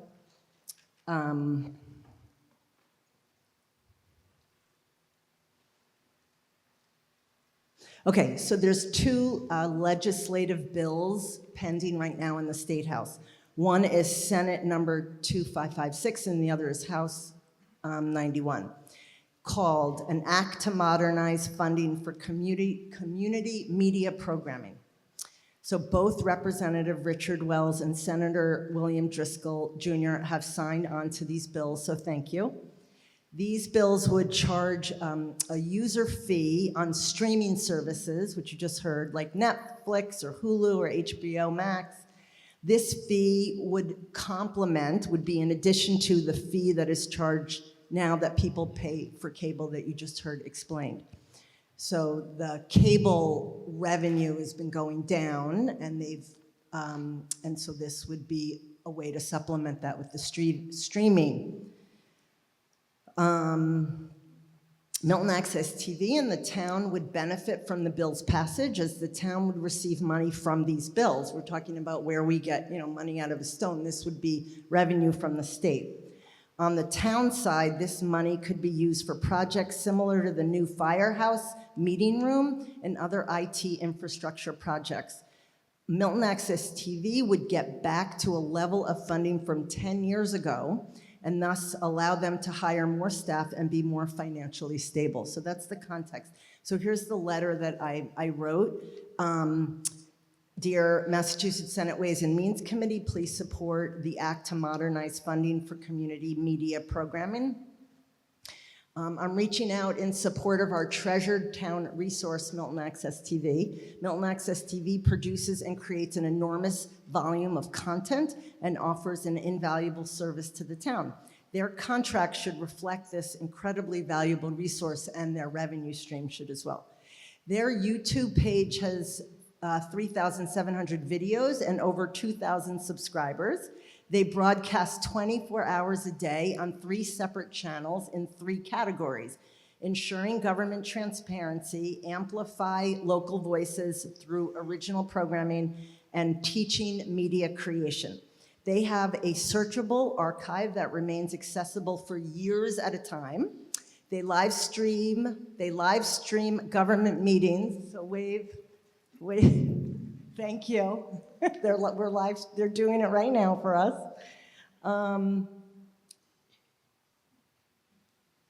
They cover sporting events, teach skills classes for the community to create their own content. They edit and post content that others send their way.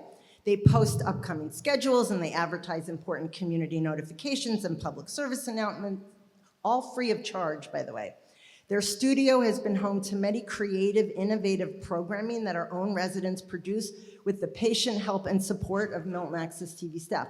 And their studio location at Pierce Middle School and Milton High School is a unique resource for our students. With no exaggeration, Milton's democratic process could not function without Milton Access TV. They live stream and later post recordings of the major boards and committees and others when they can. They record select board, school committee, planning board, board of appeals, conservation commission, and all annual and special town meetings. They recently hosted and live streamed and posted 2 wonderful candidate forums in collaboration with the amazing Milton High School debate team and the Milton Times. What an amazing collaboration to uplift our very democracy so voters in town have the information they need to make informed choices. Their service is absolutely indispensable to the community, yet they only have 4 staff to juggle it all. I am amazed at how much they do so efficiently with so little. And I can tell you from personal experience that their turnaround time is pretty fast, as someone who checks for a meeting that I missed in real time but don't want to miss the recording. As I quoted to this body before, and as the Washington Post aptly says, democracy dies in darkness. I asked this body to call or write in to support the state bill to generate revenue from outside of Milton, and ask you to support their budget tonight in order to give Milton Access TV the robust resources they need to continue lifting up democracy in Milton and the many other cherished services they provide to town. Thank you very much. Thank you, Ms. Milbauer. Would anybody else like to speak? I'm sorry. Ms. Milbauer, do you mind coming back down? We had a question. Can you tell us the bill numbers of the potential Gladly. legislation that's Yes. coming down? Thank you, so Yes. everybody can hear. Yes, yes, yes. Can I? Okay, it is, thank you for asking. State House Bill Senate, so S2556, Senate 2556, in House, so H91, H91. Thank you for asking. Thank you. Does anybody else have any comments or questions about this article? Okay, seeing none, we can move down to a vote on Article 29. The motion on the floor is the warrant committee's recommendation that the town vote to appropriate $500,000 from the PEG Access Enterprise Fund for fiscal year 2027 cable-related purposes, consistent with the town's franchise agreements with Comcast of Milton, Inc. and RCN Telecom Services of Massachusetts, LLC, including but not limited to support of public educational or governmental access cable television services, monitor compliance of the cable operator with the franchise agreement, or prepare for renewal of the franchise license. And we'll open that up for a vote.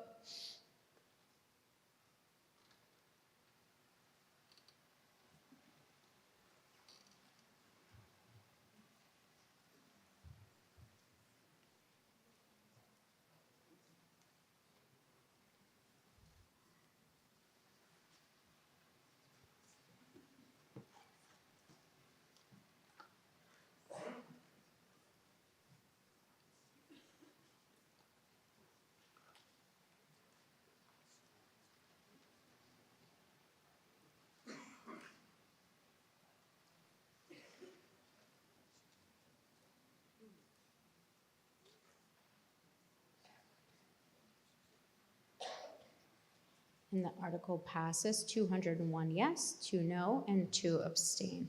That was Article 29.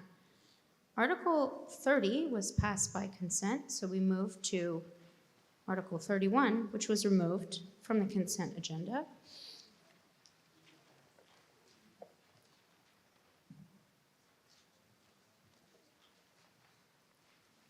I believe that you can find it on, yes, you can find it on page 60 and 61 of your warrant.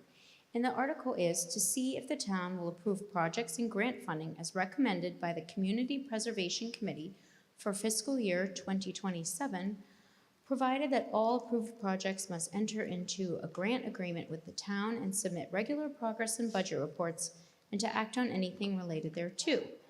A total of 11 projects are recommended, for which $1,051,823 is to be provided through CPA funds. And you can see a table there below submitted by the Community Preservation Committee. Would the Community Preservation Committee like to speak on this article? Thank you, Madam Moderator. We would. My name is Tom Callahan, Precinct 4 Town Meeting Member and Chair of the Community Preservation Committee. I want to thank fellow town meeting members who pulled this out of the consent agenda to just give us a little opportunity to focus on CPA. It is still a relatively new law in Milton, and we like this opportunity every year to be able to speak to the body, speak to those listening at home about the good news of the Community Preservation Act. You'll hear me in a few minutes, hopefully on Article 32, but I first wanted to give everyone just a brief background on CPA. It was passed here in Milton, or it was passed statewide in the year 2000 and signed into law by Governor Cellucci. It gives cities and towns in the Commonwealth the ability to ask voters if they want to raise funds through a small surcharge on the property tax and a state match for housing, open space and recreation, and historic preservation. Milton voters overwhelmingly approved CPA in 2020, and since that time, town meeting has awarded, if this article is approved, nearly $5 million for 50 different projects across town.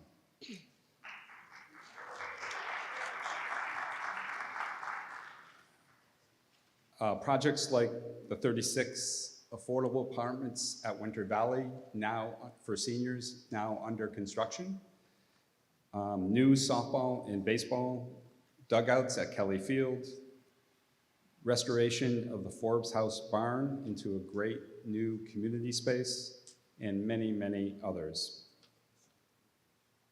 We want to thank the voters of the town for supporting CPA, and we want to thank town meeting for your consistent support of the recommendations from the Community Preservation Committee. And I'll be back for Article 32. Thank you. Would the select board like to speak on this article, Mr. Daly? Mr. Fundling, would the warrant committee like to speak on this article? Okay. Then I will open it up for discussion, and I see Mr. Walker. Mr. Walker, you're recognized. Leroy Walker, town meeting member, precinct 10. My question, similar to capital for Mr. Callahan, is I can see what's recommended. Were there other priorities that you were not able to fund?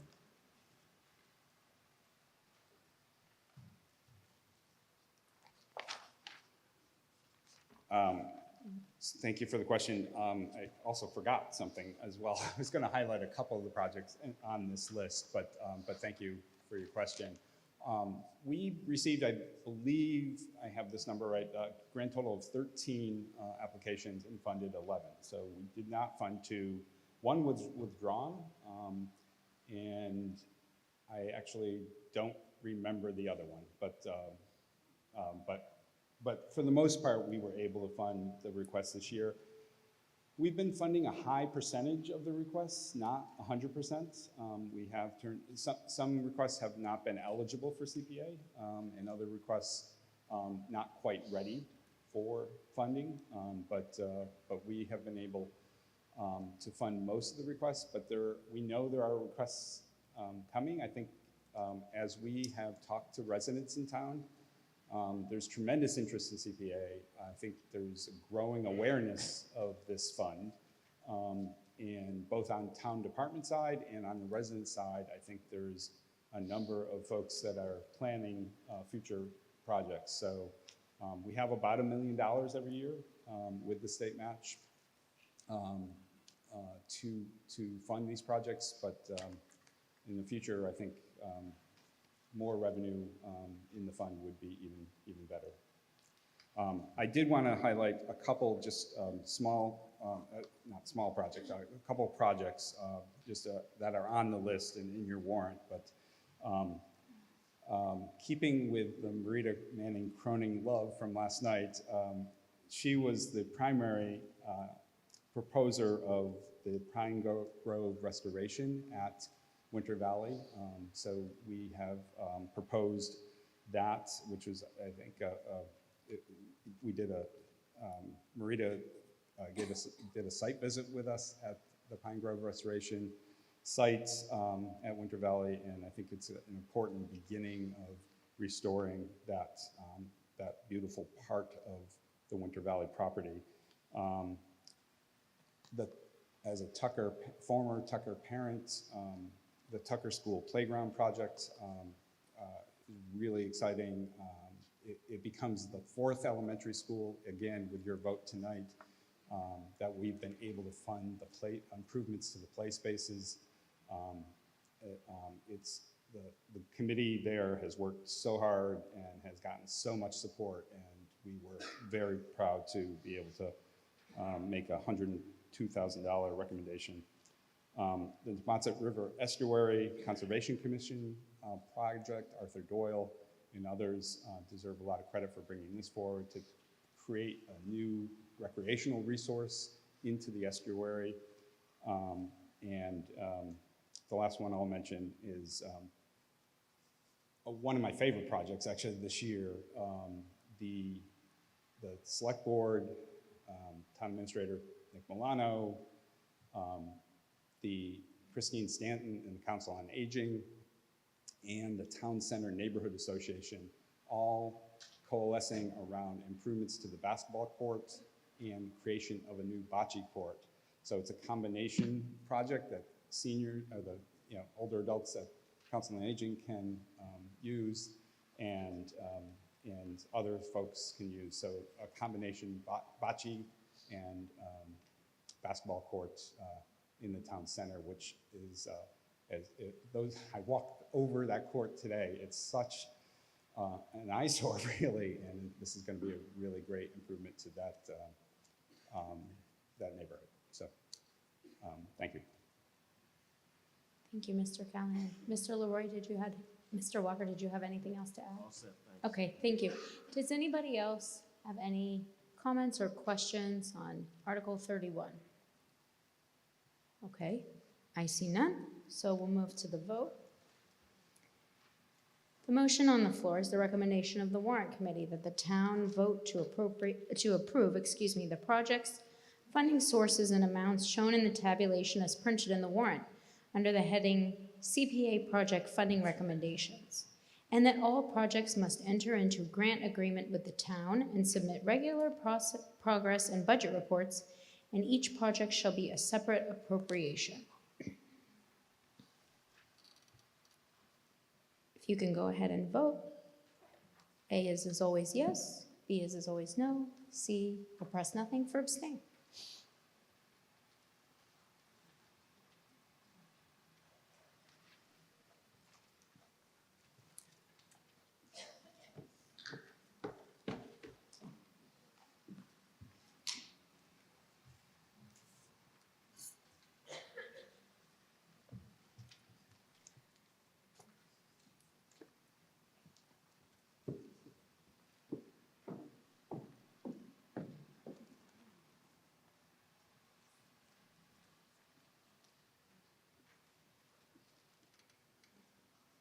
Approved 199 yes, 4 no, 2 abstain. Moving to Article 32. As Mr. Callahan mentioned, he'll be back. This is the Community Preservation Committee projects. I want to let everybody know that this is a 2/3 majority vote requirement to pass. The article reads, to see if the town will vote to renovate Wharf Park and to authorize the treasurer with the approval of the select board to borrow under the Community Preservation Act a sum of money to fund such renovation and apply any net premium and accrued interest received as a result of such borrowing to the costs of the project and reduce the borrowing authorization by the same amount and to act on anything related thereto. As this was submitted by the Community Preservation Committee, I invite Mr. Callahan back up to speak on this article. Mr. Callahan, you are recognized. Thank you, Madam Moderator. We have a short presentation, emphasize short. My name is Tom Callahan, Chair of the Community Preservation Committee. Great. Let me just formally thank my fellow members of the Community Preservation Committee, Wendy Garpo, Peter Jackson, Rob Luvash, Kathleen O'Donnell, Stephen O'Donnell, Robert Powers, Jenny Russell, and Cheryl Tagayas. This committee has been, since its inception, working well together, and what other committee has $1 million to give out? It's been a really pleasure to see all the residents come forward and with their ideas and projects to improve Milton. So thank you, fellow members. This is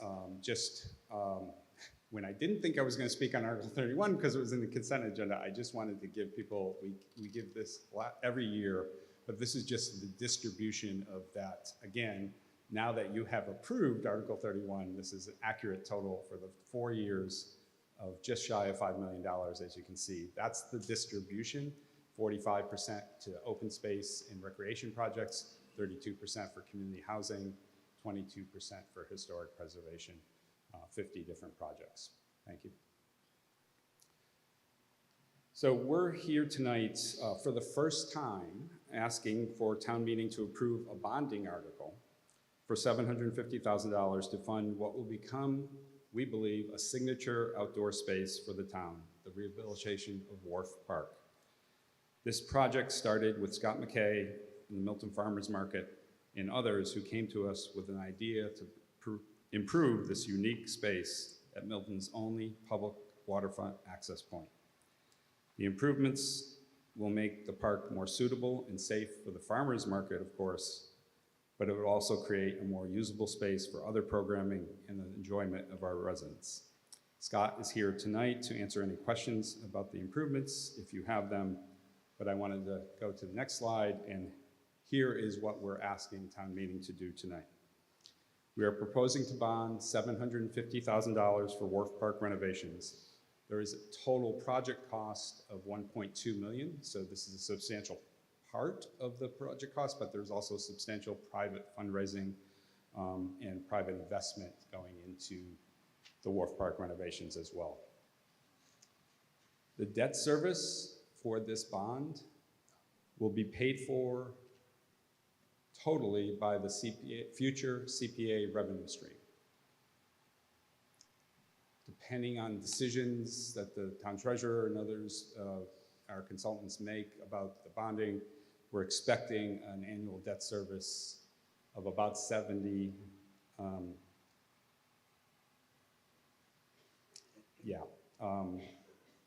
about $70,000, I'm sorry, per year for 15 years. But that could fluctuate a little bit, but that's in the ballpark of what we're talking about in terms of the debt service on the $750,000.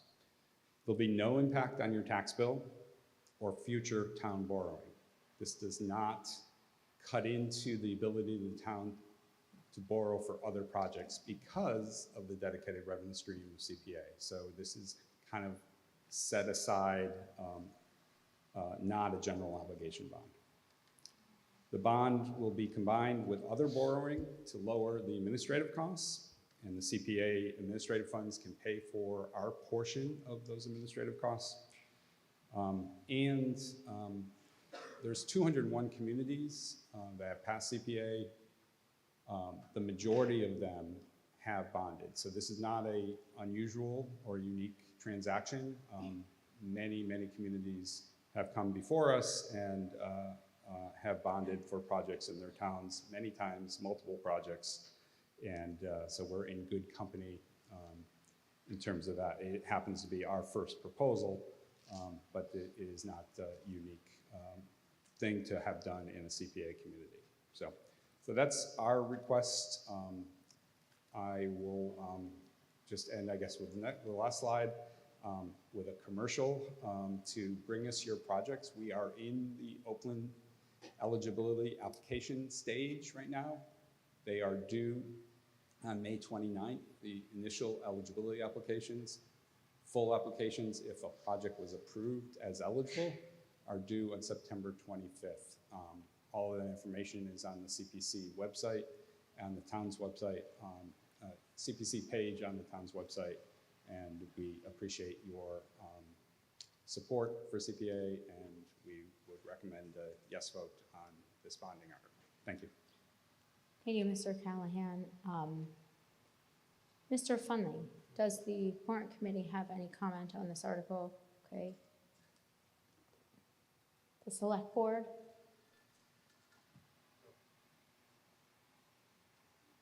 No? Okay. In which case, I will open this up for discussion. Would you like to speak to this article, sir? Go ahead.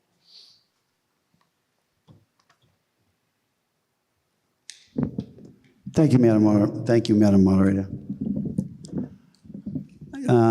The chair did mention that. Can you just say your name? I'm sorry. Brian Kelly, Precinct 7. The chair did mention that other communities are doing this. My research didn't locate any local community other than Quincy that is doing this. So my concern is this is a significant turning point for our Community Preservation Act. Basically, we want to put a mortgage on our parks now. When the voters approved the CPA in 2020, many of us in this room that were here then believed it would support smaller projects with real community buy-in. Instead, we are now being asked to bond $750,000, committing future CPA funds for the next 15 years for a $1.2 million project. The warrant states that $450,000 of this project is supposed to come from private donations. However, the same group working on Wharf Park has only raised about $9,000 on their GoFundMe page that was set up in January of 2025 for Peverly Park, despite setting a $75,000 private fundraising goal. Madam Moderator, this $450,000 in private donations feels to me like a red herring. It's written in the warrant to make us believe there's significant community support, but we see almost no evidence of it. Just like we were told Trump's ballroom would be privately funded, I have a feeling this won't be. Before I finish, I'd like to ask the committee directly, has any significant private funding for Wharf Park already been raised or firmly committed that is not shown in the warrant? If so, how much has actually been secured? Thank you, Mr. Kelly. Mr. Callahan, could you please speak to that question? So I would call on Scott McKay, with your permission, who is the proposer from Friends of the Milton Farmers Market, to talk about the private fundraising effort. Okay, so Mr. McKay is going to be able to speak to both. My understanding of your questions is, has there been private money raised, and if so, how much? Is that correct? Okay, Mr. McKay, you are recognized. Thank you, Moderator Dillon, for the accommodation for me to speak tonight. In answer to the question, there's actually two different groups. One is working on Peverly Park. I'm specifically just working on Wharf Park. The two projects are different. They're not commingled. That is, Peverly Park is being managed by the Peverly Playground Planners, and the application that was put forward to CPC was actually, the land down at Wharf Park is actually select board land. So in order to get the application through, the select board is the primary applicant for this grant. I am working as a kind of facilitating this process. I was a former park commissioner and saw that there was a lot of need in town. I worked hard to get CPA passed. And I saw this opportunity down at Wharf Park. If many of you have visited, it's got a substantial slope, and the exposed root system there makes it treacherous for folks who are going to be using the park. So we stepped forward, put in an application, and this is actually our third time before CPC in this board, this group of folks here asking for money. We asked for $25,000 2 years ago to have a study done, and it also allowed us to hire a landscape architect to walk us through a pretty robust community effort to gather input on what this park should look like. We had 2 very large meetings, 4 listening sessions, probably 4, this is the 4th iteration of the select board that I've spoken in front of. We had meetings with the planning board. So it's been a community effort to get this park up, the idea for this park up and running. So the second year we came asking for help with the engineering costs of this project, which were budgeted at $157,000. CPC actually contributed $73,500 to that effort, and we personally raised $83,500 to complete the engineering process. We're at a point now where the park is about 90%, 95%. We have construction documents, and we're coming for this proposal for that $750,000. As part of the engineering, we did reach out to and contracted with an independent person to develop a budget for this project. They're coming in at 1.2 million. We have a board that is overseeing this project, contractors, developers, folks from the community, members of who are on the board at 88 Wharf. Like I said, I am a member of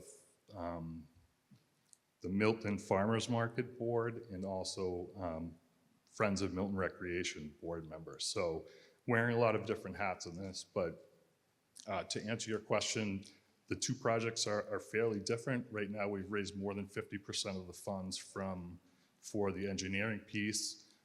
We're estimating really somewhere between $1 million and $1.2 million.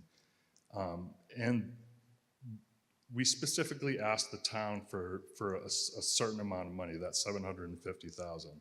This park is not accessible. As a person who's worked with the farmers market, a good percentage of the folks are older folks who come down to that park. It's not appropriate. So with the slope, there's a significant amount of dirt work that needs to happen on this property. The infrastructure work, laying some of just to get a basic park is about $750,000. In our community outreach, we asked folks for input in terms of what they wanted in the park. We have additional amenities that we're going to offer at the park that's just not there now. And those are the specific items that we're going to be going to the community to raise money. We have a substantial group of folks who are invested in this, and like I said, I don't want to name names, but there's 4 or 5 developers in town and construction folks in town who are behind this project, who are going to make it happen. So hope that answers your question, and I can answer any other questions you guys have. Thank you. Thank you. Thank you. So what I just gathered from what you said is not only are we asking for $750,000, we've already given $25,000 to the architect to design, the design firm, and we've spent another $75,000 for engineering. So so the $750,000, there's $100,000 more. So now the project is $850,000 for the CPA, and we've raised less than $100,000. So I don't understand why the $450,000. I mean, I think it would have been a lot clearer just to say we want to spend this money.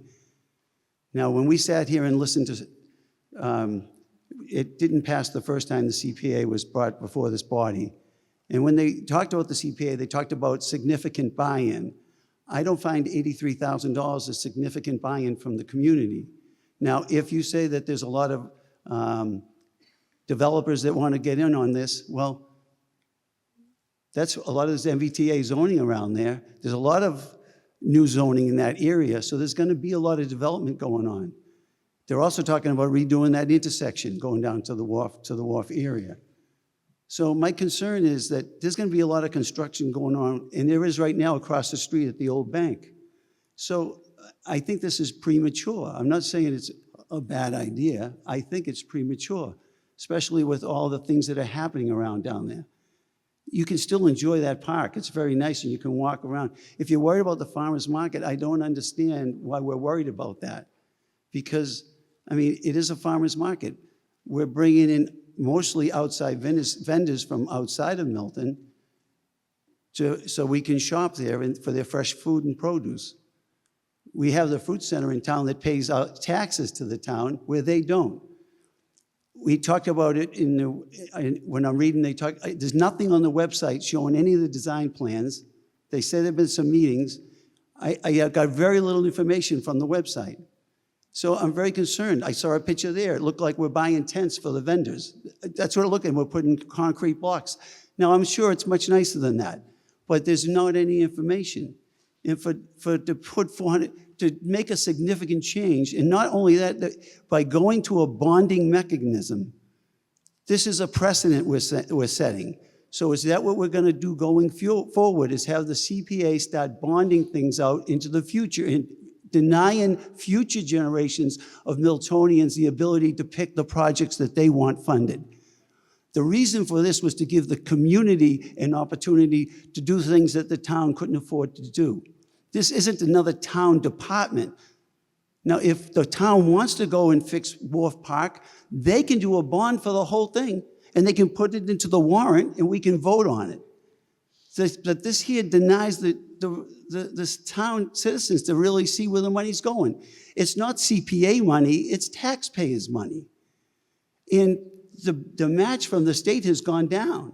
Now we have $50,000 that we're budgeting for expenses with the CPA committee, and then you have the bonding fees, and then you have the interest. It says in the warrant that this thing isn't going to be initiated until the money is raised. Well, that's not clear. That's not in the article that you're going to say yes or no to. So what's going to happen to is the treasurer going to go issue a bond, and then we're going to sit on the money and pay interest on it until we come up with the rest of the dollars? Or is the CPA going to be asked next year when they bring in $1 million to fund the rest of it? I have a lot of questions about this. And if we do a bond issue, what are they going to bring forward in the next couple of years? And all of a sudden, we're going to use up all of our credits. In other words, you can only bond enough that you can pay back every year on the guaranteed funds that are coming in. So what, 10 years from now, if we started this in 2010 and they started bonding, we wouldn't be talking about Wharf Park or any park because we'd be paying on all the bonds. So I just think that there's not enough clarity in this. There's not enough information about who's going to pay for this. And it's just a mess. And I'm very disappointed. And I recommend we vote no, send it back to the committee, and let me see the money. Thank you, Mr. Kelly. I don't know that Mr. Kelly had an actual question. Did you have a follow-up question for the board, or was that more of a statement? I wasn't sure if you had a follow-up question. I don't know what to say. Ask. I mean, Maybe I not. think his answer just tells the story. If you listen to the answer, you can realize Thank that you. there's no 450,000. Thank you. Thank so you. we're going to go to Mr. Driscoll, then to you, and then back over here, and then to you, okay? To Mr. Walker, and then anybody else that wants to speak. Go ahead, Mr. Driscoll. Yeah, John Driscoll, Precinct 8, Town Meeting Member. I'm all for open space in parks, but once they build it, after the first and second year, there's gonna be a lot of maintenance to it, and I just don't want them to walk away from a beautiful park and have the weeds take over, half the plants die. I just want everybody to know there's a lot of maintenance that goes into these places. In such 1 or 2 years, it looks beautiful, and you gotta do the pruning, hand pruning. So I just hope that they're committed to take care of this, because I see a lot of places that just go to pot after about a year or two. Thank you. Thank you, Mr. Driscoll.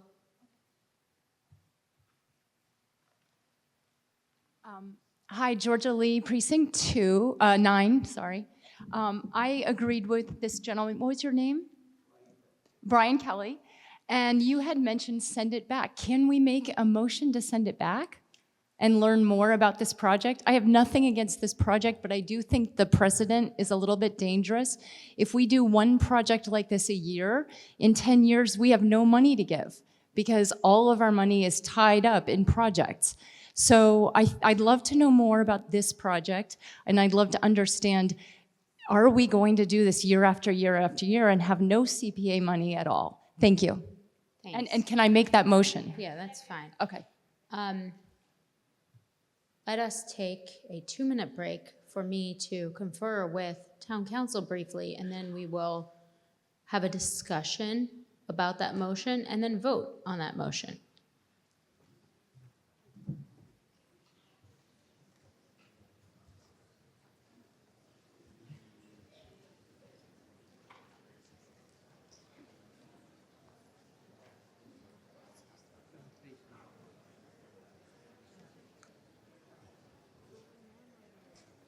Hello. Don't interrupt.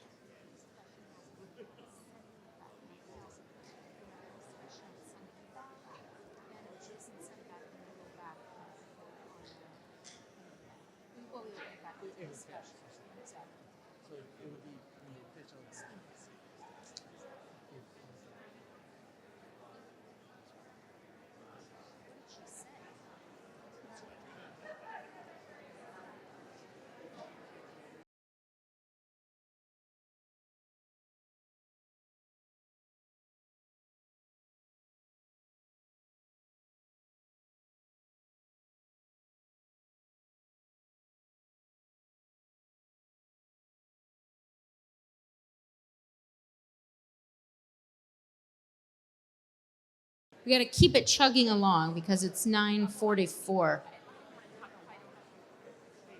Ms. Lee, what you're asking for is a motion to refer back to the committee. Okay, that's very good.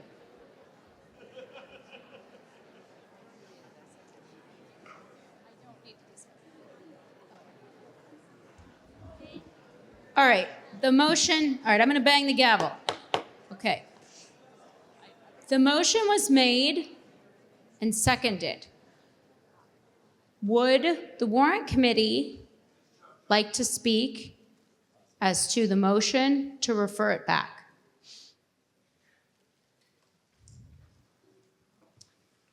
Thank you, Madam Moderator. This is Jay Funling, Chair of the Warrant Committee, Town Meeting Member Precinct 3.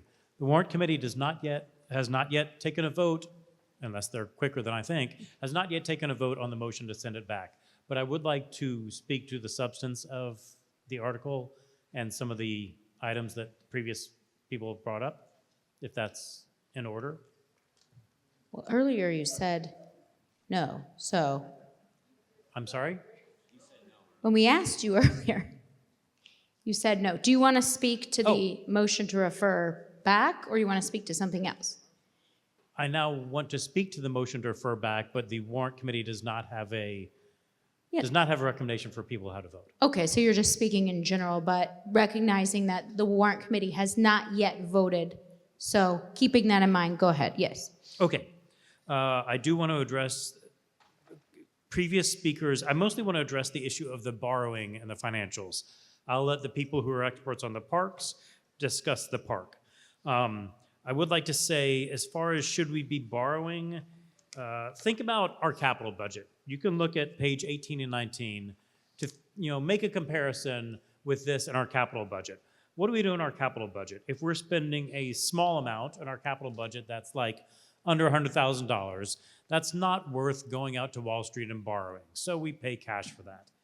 If we're spending a large amount, like a fire engine, a street sweeper, things like that, if we're spending a couple $100,000, we go out to Wall Street. Now, the analogy here is I'm an actuary, which means I'm not an accountant, but I pretend to be. And what an accountant would tell you is that there are two reasons to borrow. One reason is, well, we just don't have the cash laying around. That's obvious. But there's another more philosophical reason for why we would borrow for either a street sweeper or for a park like this. And the reason is that the payment for the thing that we're going to enjoy should be spread over the amount of time we're going to enjoy it. We're going to make this park, that'll be enjoyed for not only 15 years, it'll presumably be enjoyed for more than 15 years of the people in this town. But to keep the borrowing within reason, we'll say we're going to borrow for 15 years. It's going to be enjoyed by people in this town for 15 years.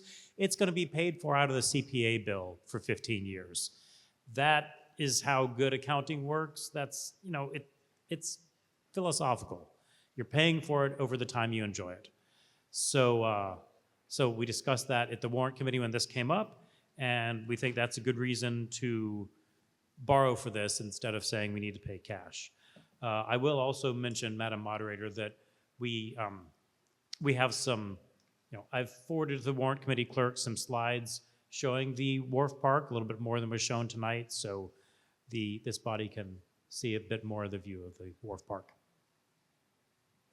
if any subsequent speaker wants to call them up.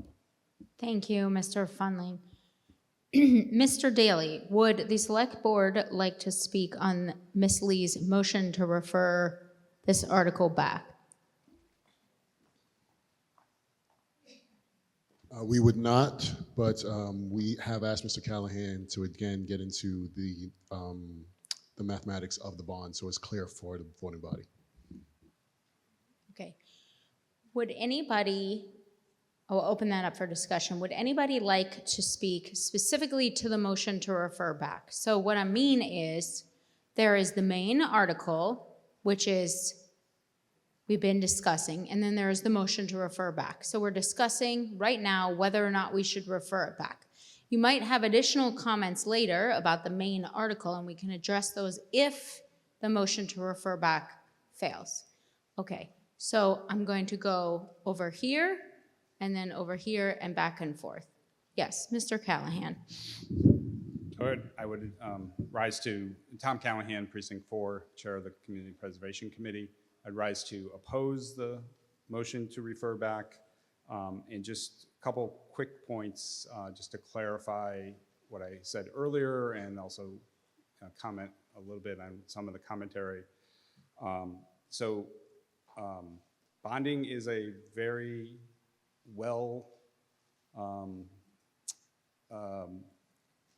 very common occurrence in CPA communities. I don't have the list in front of me, but 100, so in wearing another hat outside of Milton, I chair the statewide, the advisory board for the statewide Community Preservation Coalition, which is a consortium of all the 201 communities that have passed CPA. We provide technical assistance and support to those communities. I asked our executive director this question, anticipating this tonight. 108 of the 201 communities have already bonded for projects under CPA. So it's a very common occurrence, basically. The other, I want to emphasize, I guess this is in the Warrants Committee comment. The other commentary is we would not, if the other fundraising doesn't happen, we would not go forward with the bond. The only way we would bond for this project is if all the funds that were needed to complete this project are raised for this project. So there is no risk to the town to bond something and then be left short. That's just not what CPC does. We have taken your awards in past years, and in some cases, they have not yet been, the checks have not been cashed because those projects are not ready to go into the ground yet. So we wait until a project is shovel ready in order to fund it, and so that there's no additional risk to taxpayers. So I think I'll leave my comments there. Thank you. Ms. Lee, we're coming back over here and then we're going to go back over there. Do you have another comment on your motion to refer back? Sure, Tom, thank you for that comment. And I do have one question. You said that the bond would not be created until the fundraising was complete. Is there a deadline for the completion of fundraising, or does that just keep going until fundraising is complete? Or is it a one-year cap on that? Statutorily, there's no limits. As a policy, our committee has given projects 3-year runway. Okay, thank you. Yeah. Okay. We'll come over here to Mr. Hiss. Mr. Hiss? Bob Hiss, Precinct 3. A process question. Usually we have motions to refer on planning board articles, the purpose of which is to avoid defeating an article and starting the 2-year timer during which they cannot return. So we send it back for just the planning board articles. Since this is not a planning board article, it's really just a bonding article, unless town council sees something special. To Ms. Lee and the person that seconded, I think my suggestion is you withdraw the motion to refer and we just vote this up or down. Because then the planning committee could come back, for example, let's say it gets defeated tonight, they could come back in October or whenever the next town meeting is with all the answers and all the data, and they're not on subject to that 2-year clock. So it would save us some time and achieve the same objective if you agreed with that thinking and said, I will withdraw the motion to refer, and we just move on with an up or down vote. And if it fails, they come back again. If it passes, we go. That's my thought. That's all. Thank you. Ms. Lee, is that something that you're interested in doing, or do you want to keep the motion to refer back?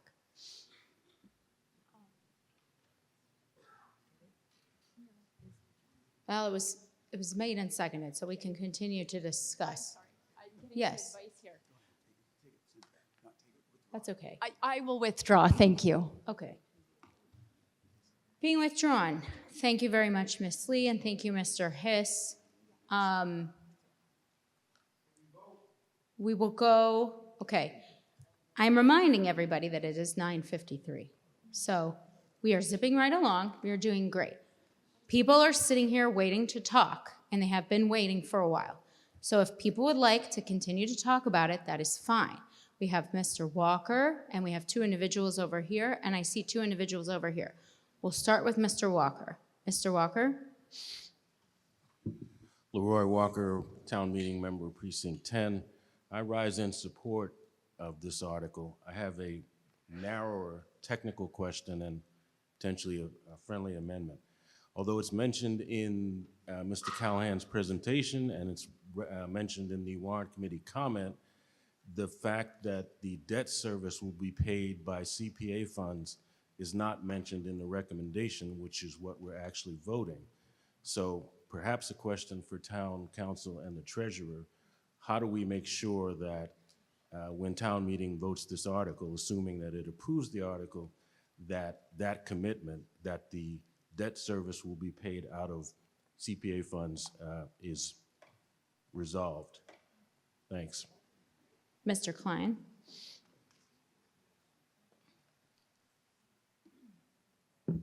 Thank you, Darren Klein, Town Council, KP Law, through the moderator. Under the Community Preservation Act, borrowings that are done in accordance with the act are paid back. The debt service is paid back through Community Preservation Act funds. So it's not something that would be on the town. The town's taxpayers would not be responsible for that debt service. Thank you. Mr. Walker had a follow-up question. Through the moderator, the opinion is that voting this article automatically makes that requirement. Thank you. Thank you. Okay, we're going to come over here to Ms. Tulio Agostino, and then we'll go back over there. Diane DeTulio Agostino, Precinct 9.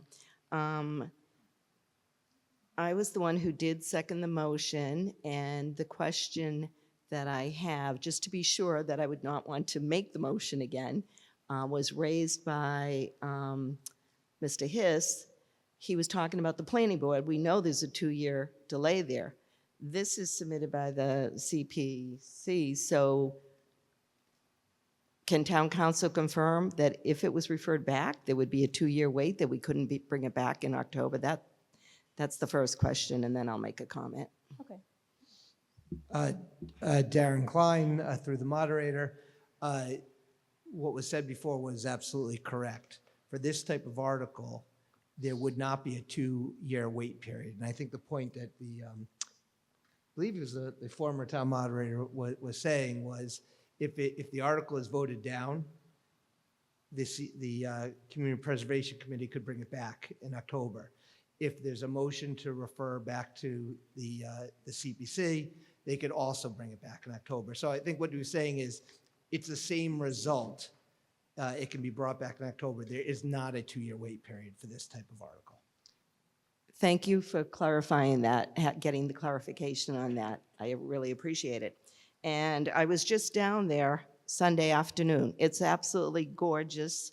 By the way, if anyone wants to bring their children down, the geese have laid 6 eggs along the walkway, so you can go watch them being born. However, I'm very concerned with the wording. I appreciate that the CPC said they will not move forward with bonding. I understand that it shows right here that the treasurer, with the approval of the select board.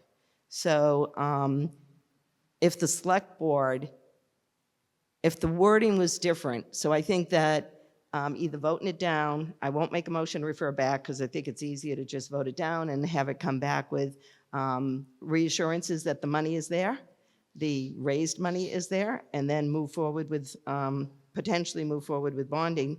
Because the other thing is to read the sentence that says, the warrant committee requested and received assurances from the CPC that they are comfortable managing this debt service. You know, they're taking on a debt service.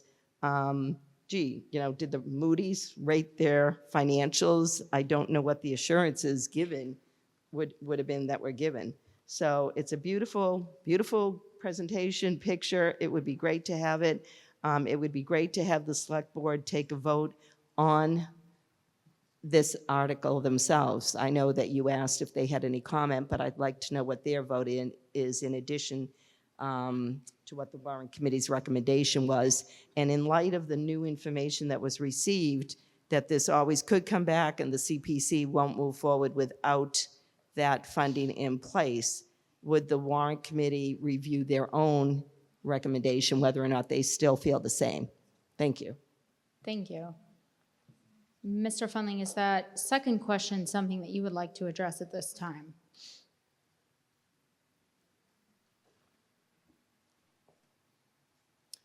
Thank you, Madam Moderator. Jay Fundling, Town Meeting Member Precinct 3, Chair of the Warrant Committee. The Warrant Committee made our recommendation. We printed it in the warrant. We are not changing it. Thank you. And I see that the select board is having a discussion, so we'll wait 1 second for them to be finished doing that. Mr. Daly, you're recognized. Winston Daly, Precinct 2, Town Meeting Member, Chair of the Select Board. As you will see in the warrant, it says the treasurer, with the instruction of the Select Board, would move forward. The Select Board would not instruct the treasurer to move forward with the bond until the $450,000 in private funding is secured. So that is just context before the vote. Thank you. Did you have a follow-up question? Follow-up question. Okay. So, and I guess I would refer to you for assistance. Is there any language that could be amended that would state the select board would not vote the approval without the funding in place? If you can ascertain an answer to that question, that would be great. Thank you. Thank you. I don't know if that's something that town council wants to speak upon. Otherwise,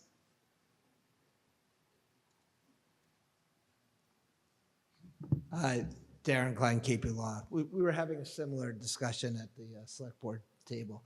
It would be a legal amendment to basically put that condition into the main motion. It would be a motion to amend to add that condition.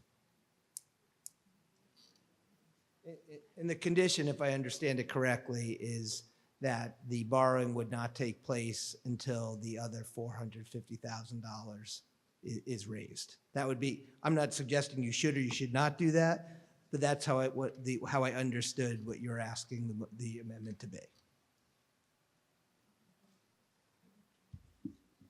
if that's something that somebody is interested in, somebody needs to make that motion or not. And if not, go to our next speaker. I know Mr. Fahey is waiting. I'm sorry, you've been waiting. Let's go over here and then we'll come back to Mr. Fahey since he's, let's go ahead. Go ahead.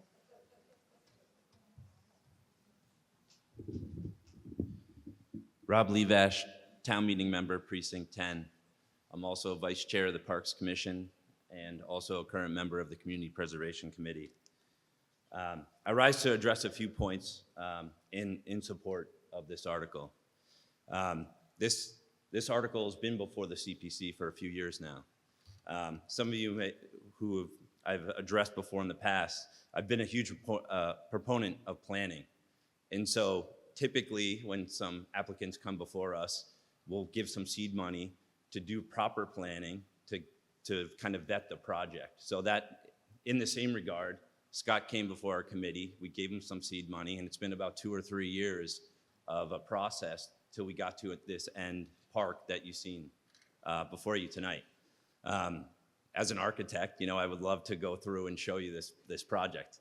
It was well planned, and it's a great project. And previously, the planning board also has supported this project. A previous select board has supported this project as well. So it's important, I think, that this project really can become a gem for our town. And it's a town project, it's a community project. So another aspect of this as well is that there is a good public-private, funding for the project. And so just another point to address to this, Scott has many experience. As some of you may know, he and his wife raised a lot of money for the Milton playground planners. And some of the major 4 playgrounds that you've seen in town were raised by Scott and his wife and many others in town. So there's clear evidence that he can raise the money for the rest of this. But some of this piece is kind of the chicken or the egg. And it's a big project, it costs a lot of money. But if we can support tonight with $750,000, it's also a lot easier to get that remaining funding for the project. So I hope you'll support this project tonight and support Scott. I think it's a great project, and I think it's going to be a wonderful project for the community. Thank you. Okay, we're coming over to you, and then we're going to come to Mr. Fahey.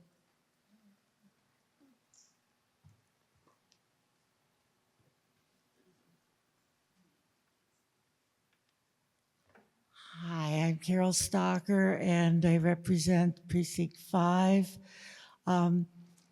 I don't like this project. I'm 77 years old, and I'm handicapped officially. I have trouble walking. I walk usually with a cane, and I have no trouble accessing this area for bird watching or for going to the farmer's market.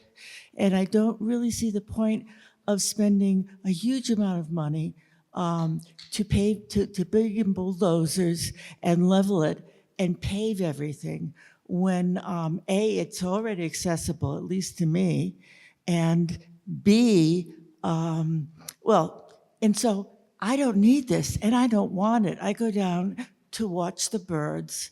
How are the eagles and the herons that are the high point of this park going to do with years of bulldozers and noise and construction going on near their nesting grounds? Why are we going to say, take a beautiful natural area and wreck it and then say, this is a gem of the town? The gem of the town is the way it is now.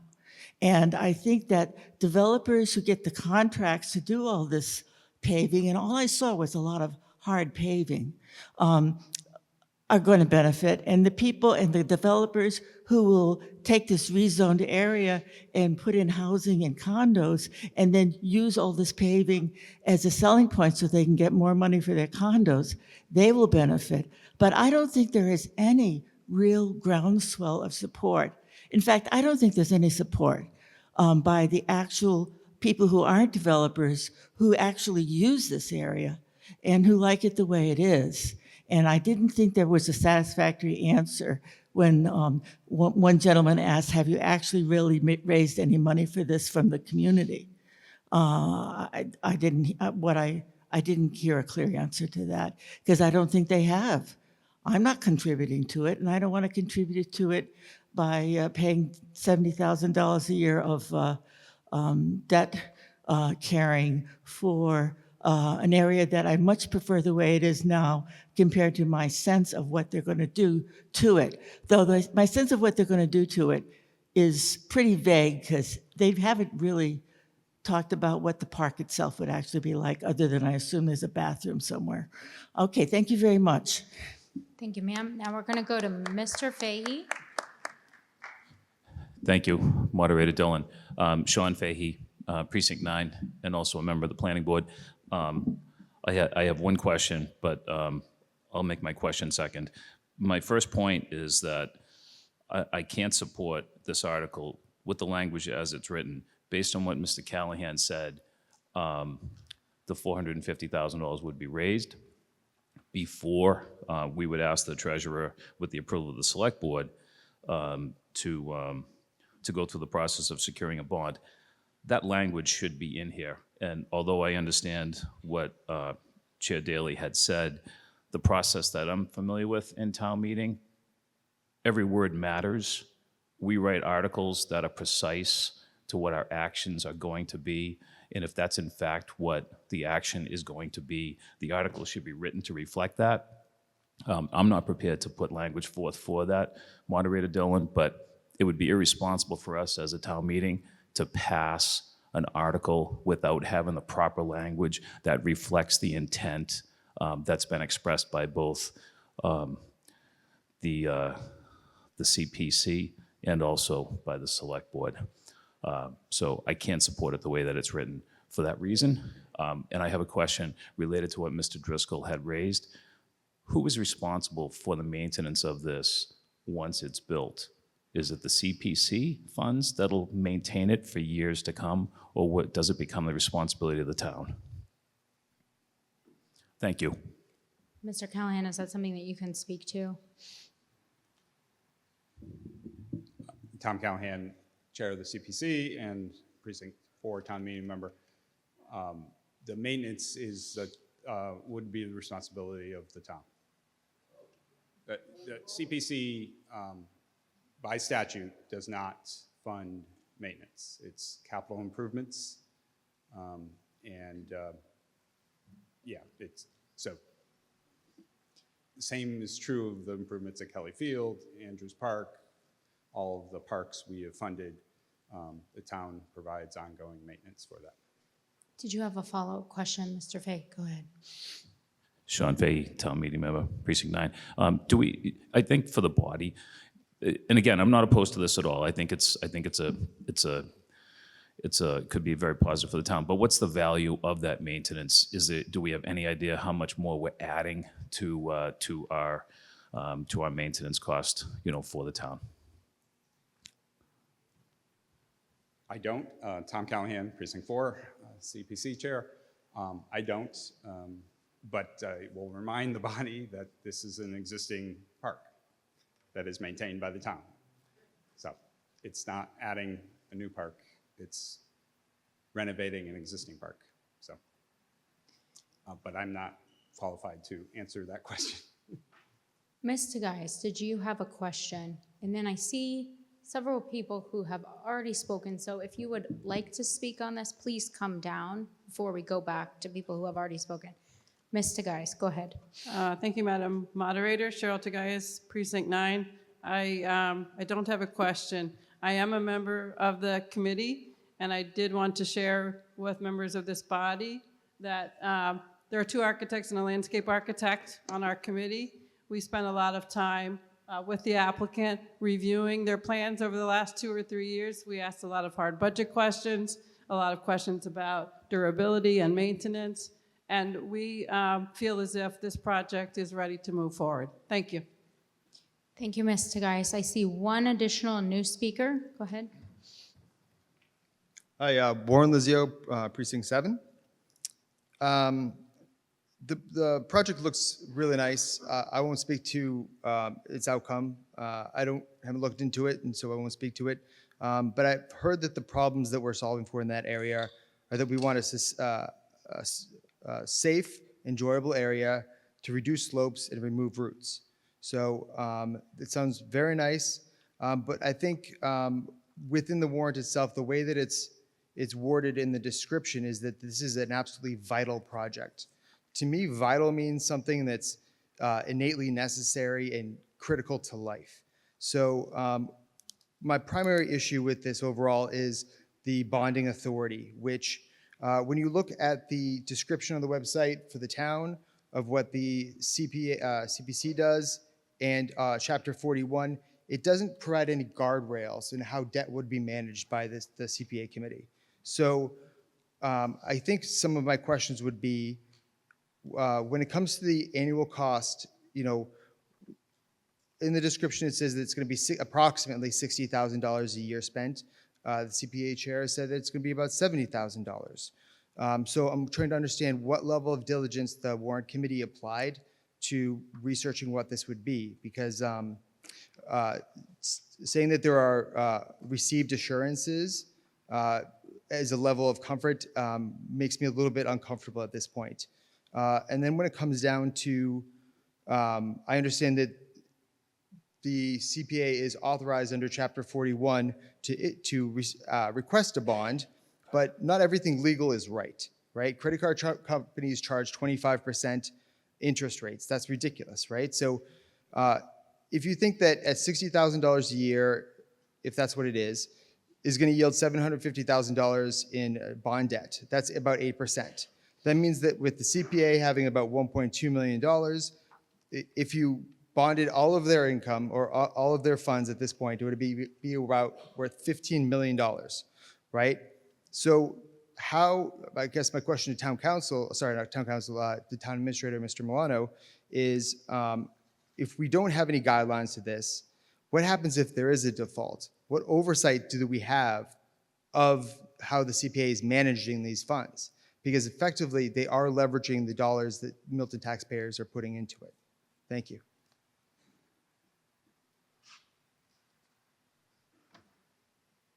Thank you. Mr. Milano? I'll address a couple of those pieces. I'm happy to provide further clarification if I don't hit everything. In terms of the annual debt service estimate, that's just an estimate. So that's we expect to issue these bonds over the life of 15 years, pay them back over the course of 15 years. That's approximately a range between probably $65,000 and $85,000, depending on interest rate environments. So we use a range just because we don't know what we'll actually borrow it for. As Mr. Callahan alluded, this authorization, once approved to be borrowed, would be borrowed alongside any other, and a number of other capital projects along with the town. It'll be bundled together. In terms of there was a question about a default. Like, we're issuing this bond on the full faith and credit of the town of Milton, so the town would need to default in terms of it's not the CPC's financial management of this money. It's the town issuing bonds with assistance of our attorney bond counsel, which is Troutman Pepper Locke, our financial advisor. It's something we do on an annual basis. We issue debt pretty regularly every September, and this would be part of that. The only difference is, rather than the interest and principal on this particular bond being levied against the general fund tax levy or a debt exclusion, that debt service is going to be charged to the community preservation, and it'll appear in the warrant next year as an appropriation as part of their budget for fiscal '28. I think I hit most of what you were alluding to. Yeah. So we have 2 additional people waiting to speak.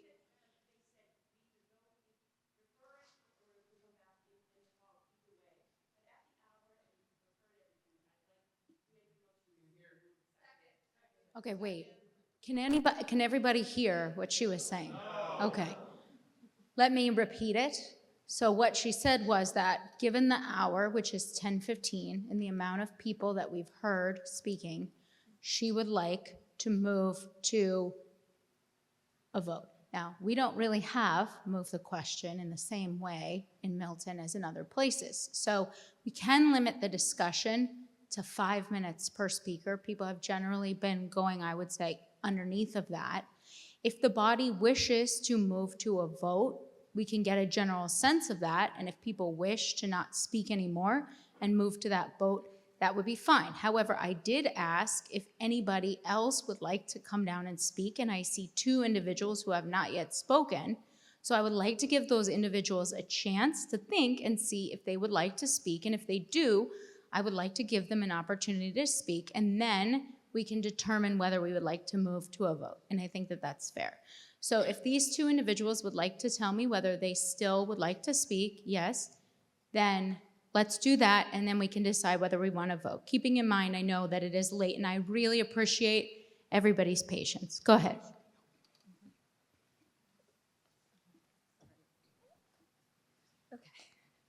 All right, Anna Varghese, town meeting member, precinct 4, vice chair of the school committee.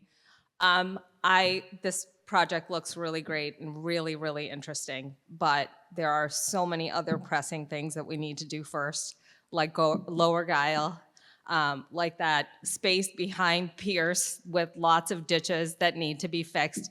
If this level of passion could be put behind that and I could see an amazing presentation like this, I would happily support this, but I would like to do those other projects first. Thank you. Thank you. Ms. Verghese, ma'am, you're recognized. Andrea Lizio, Precinct 7. Hopefully this is good in closing. just feels like a good opportunity here. Sometimes when I'm in this meeting, I feel like stepbrothers when they're giving their worldwide prestige presentation of, you know, innovation, technology, hubs, whatever there's, you know, saying big words that are supposed to cover the meaning and the backing behind something. Like, this is about community, this is that. There's no doubt, like, I think that everybody has good motivations here and the end result. But I would just ask that the questions that come up, it's not to poo-poo some good ideas, but to at least understand and respect all these questions and concerns that come up, rather than thinking it's you know, not a concern for the community or our spaces or a level of involvement that we just want to say no to some things. But there's some really relative concerns to this that matter to make it work. So that's all. Thank you, Ms. Lizio. Okay, so I've confirmed with this side of the room that no one in addition wants to speak again. And I see Mr. Hiss over here. Mr. Hiss, would you like to speak again on this article? And then we will move to a vote, seeing no other people. Yes, Bob Hiss, Precinct 3. I have some new content, new idea. Ignoring the merits, my concern is timing because of the 4% interest rate. If you look at the outstanding debt table we have on 91, you can see that other than right after the financial crisis of 08, we've been able to borrow at closer to 2%. And we've been at that 4% rate again now for a couple of years, as we all know, due to inflation in the Federal Reserve. If we, let's say, gambled a year and rates start to drop and we approach that 2% rate, we could cut the interest rate in half, save money for other CPA projects, and still be able to go forward with this project. So ignoring the merits, my thought is timing. And it would take an extraordinary inflation rate to overcome the savings we would get by getting a 3% rate or a 2% rate. So I would urge a no vote now and watch the rates and then come forward with the project. Thank you. Thank you. Okay, so now we are going to close the discussion. Yes. I'm sorry, yes. Mr. McKay, did you wish to speak again? Thank you again, moderator, for the accommodation. Just a little bit of background. I am no longer a town meeting member and I no longer read the warrant. So I was not super prepared to come and speak. I found out about this last week. I was on vacation and I've been sick this week, so I apologize for not being as prepared as I normally am. Our warrant committee chair was able to pull up some slides of what this project is actually going to look like to quell some of the fears that are out there in terms of what this is actually going to be. So if you can pull up some of those slides. And in the meantime, I just wanted to mention that we did go through a very public process on this, and we got support from across the political aisle. Folks that may not talk to each other in other circumstances worked together to come up with this design. It met the needs of a lot of different folks in our community. We went through a long process to find out what the community actually wanted on this. It is not going to be paved over, and Lower Guile is actually funded. We're just waiting to get out of court on that. So this project will not be taking money from Lower Guile or any other project that is on the table right now. So if you want to go back one slide, this is actually looking down from Adams Street at the park. And if you notice, there is a significant slope difference. So we had to put an entryway at the front down onto an open circular walkway around the park. That was purposefully done. If you notice in the top right-hand corner, there's an additional park that's already there with a concentric circle like that. We wanted to match that aesthetic in this particular project. The stairs that are there also match some of the other stairs that are in the area that go up to Adams Street. And we're hoping eventually that the lighting on this will also include that walkway that comes down from Adams Street into this park. If you could skip forward a couple slides. Again, I'm not prepared for this, so I'm kind of shooting from the cuff here. One more slide from that. All right, keep going. Is that, okay, so again, that's just a mirror of what the other park looks like compared to what the park is on the left-hand side. One of the major focuses that we got back from the community is to have a more usable green space. Right now, there's a deteriorating tree that is right in the middle of this. It lost a third of its canopy 2 years ago in a storm, crushed one of our picnic tables that was out there. Thank God the market was not going on at the time. That tree will be removed, and it will open up this park to be an entire green space for community activities. We envision theater programming, music programming, other types of programming that will be able to use this space. As of right now, this is used for storage for the boathouse and the farmer's market. Those are the only two actively used, two programs that are actively involved in the park now. We're hoping this is going to be a central park for this neighborhood. Our Master Plan Implementation Committee focused on better green spaces, accessible spaces at the waterfront specifically. This project addresses those plans. You want to skip to the next picture? Is that it? All right, this would look on Market Day. This was just, again, a slide specifically for the market, if we can go forward. So again, the green space in the middle, there's a beech tree that exists now that will be staying in the top corner. Will be a pollinator garden that is put in here as well.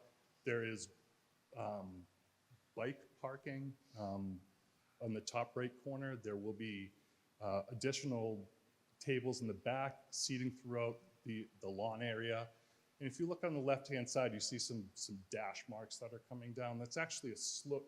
We wanted to take advantage of the slope. If there are going to be theater events here and music events here, we wanted to have some people be able to sit out on the lawn, look out over whatever they're there to partake in, and see the water. We got some input from our planning board. We had originally had it where the orientation of the park was not faced towards the water. We took that into account when we redesigned this park to what it is now. If you can go on to the next slide, please. And I'm sorry if I'm taking up too much time. No, I'll but tell you. There are those Don't things worry. that are kind of sprinkled throughout the park. Like I said, the bicycle parking. There will be a historic monument opportunity for folks who want to donate to be able to either name the park after someone, whatever it happens to be. We plan on selling bricks within this to raise money. What we did with this design was to really strip down the park, and we're asking for that $750,000 for the basics to make this an ADA accessible park. All the other amenities to this park will be paid for with fundraising. So there will be a small children's organic playground that's involved in here. One of our big supporters who actually sits on our board owns 1 Elliott Street, and he owns this building that's right here. He has a huge investment also in the Bank of America building. This park is going to be a cornerstone for this neighborhood with all the other development that's going on. The shape it is now, it's not usable. And whether it's accessible or not, I have some health issues. I'm not going to be able to walk this park too much longer myself. So allowing this access at our waterfront for folks with disabilities is a huge plus for this project. If you can move to the next slide, please. Again, just for scope in terms of how big the size is, those are actual life to size, what people would look like inhabiting the space. If you can move one more, please. And this is from the backside, face the T towards the park. Like I said, there's a pollinator garden there and some picnic benches also. So that's a little bit more about the project. I'm sorry that this probably should have started the evening, but again, not prepared to present at town meeting and not knowing what sort of opposition there would be to this park. I think it's a great project. I think it was and will still remain a community bonding type of a place. It was born from a lot of community input, and I believe that this space is going to provide a cornerstone place for additional community programming and use. Thank you. Thank you, Mr. McKay. All right. We are now going to move to a vote. As a note, this needs a 2/3 majority. So we'll open it up for a vote now.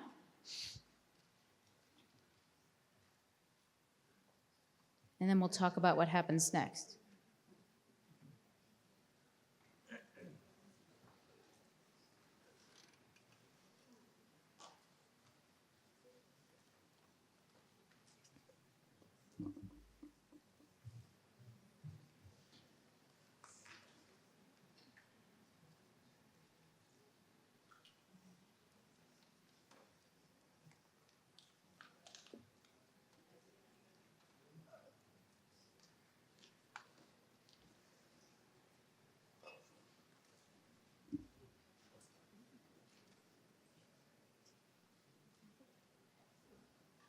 Okay, it's 72%, so it passes the 2/3, 141 yes, 52 no, 4 abstain.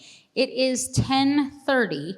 We have between Articles 34 to 42. I'm happy to keep going, or we can adjourn. Okay, seconded? All in favor? All opposed? Okay, as a note, please return your clickers. And this meeting is adjourned. We will see you back here on Monday, not tomorrow. Don't come. Monday. Thank you. Please take your trash and all of your personal belongings. Thank you.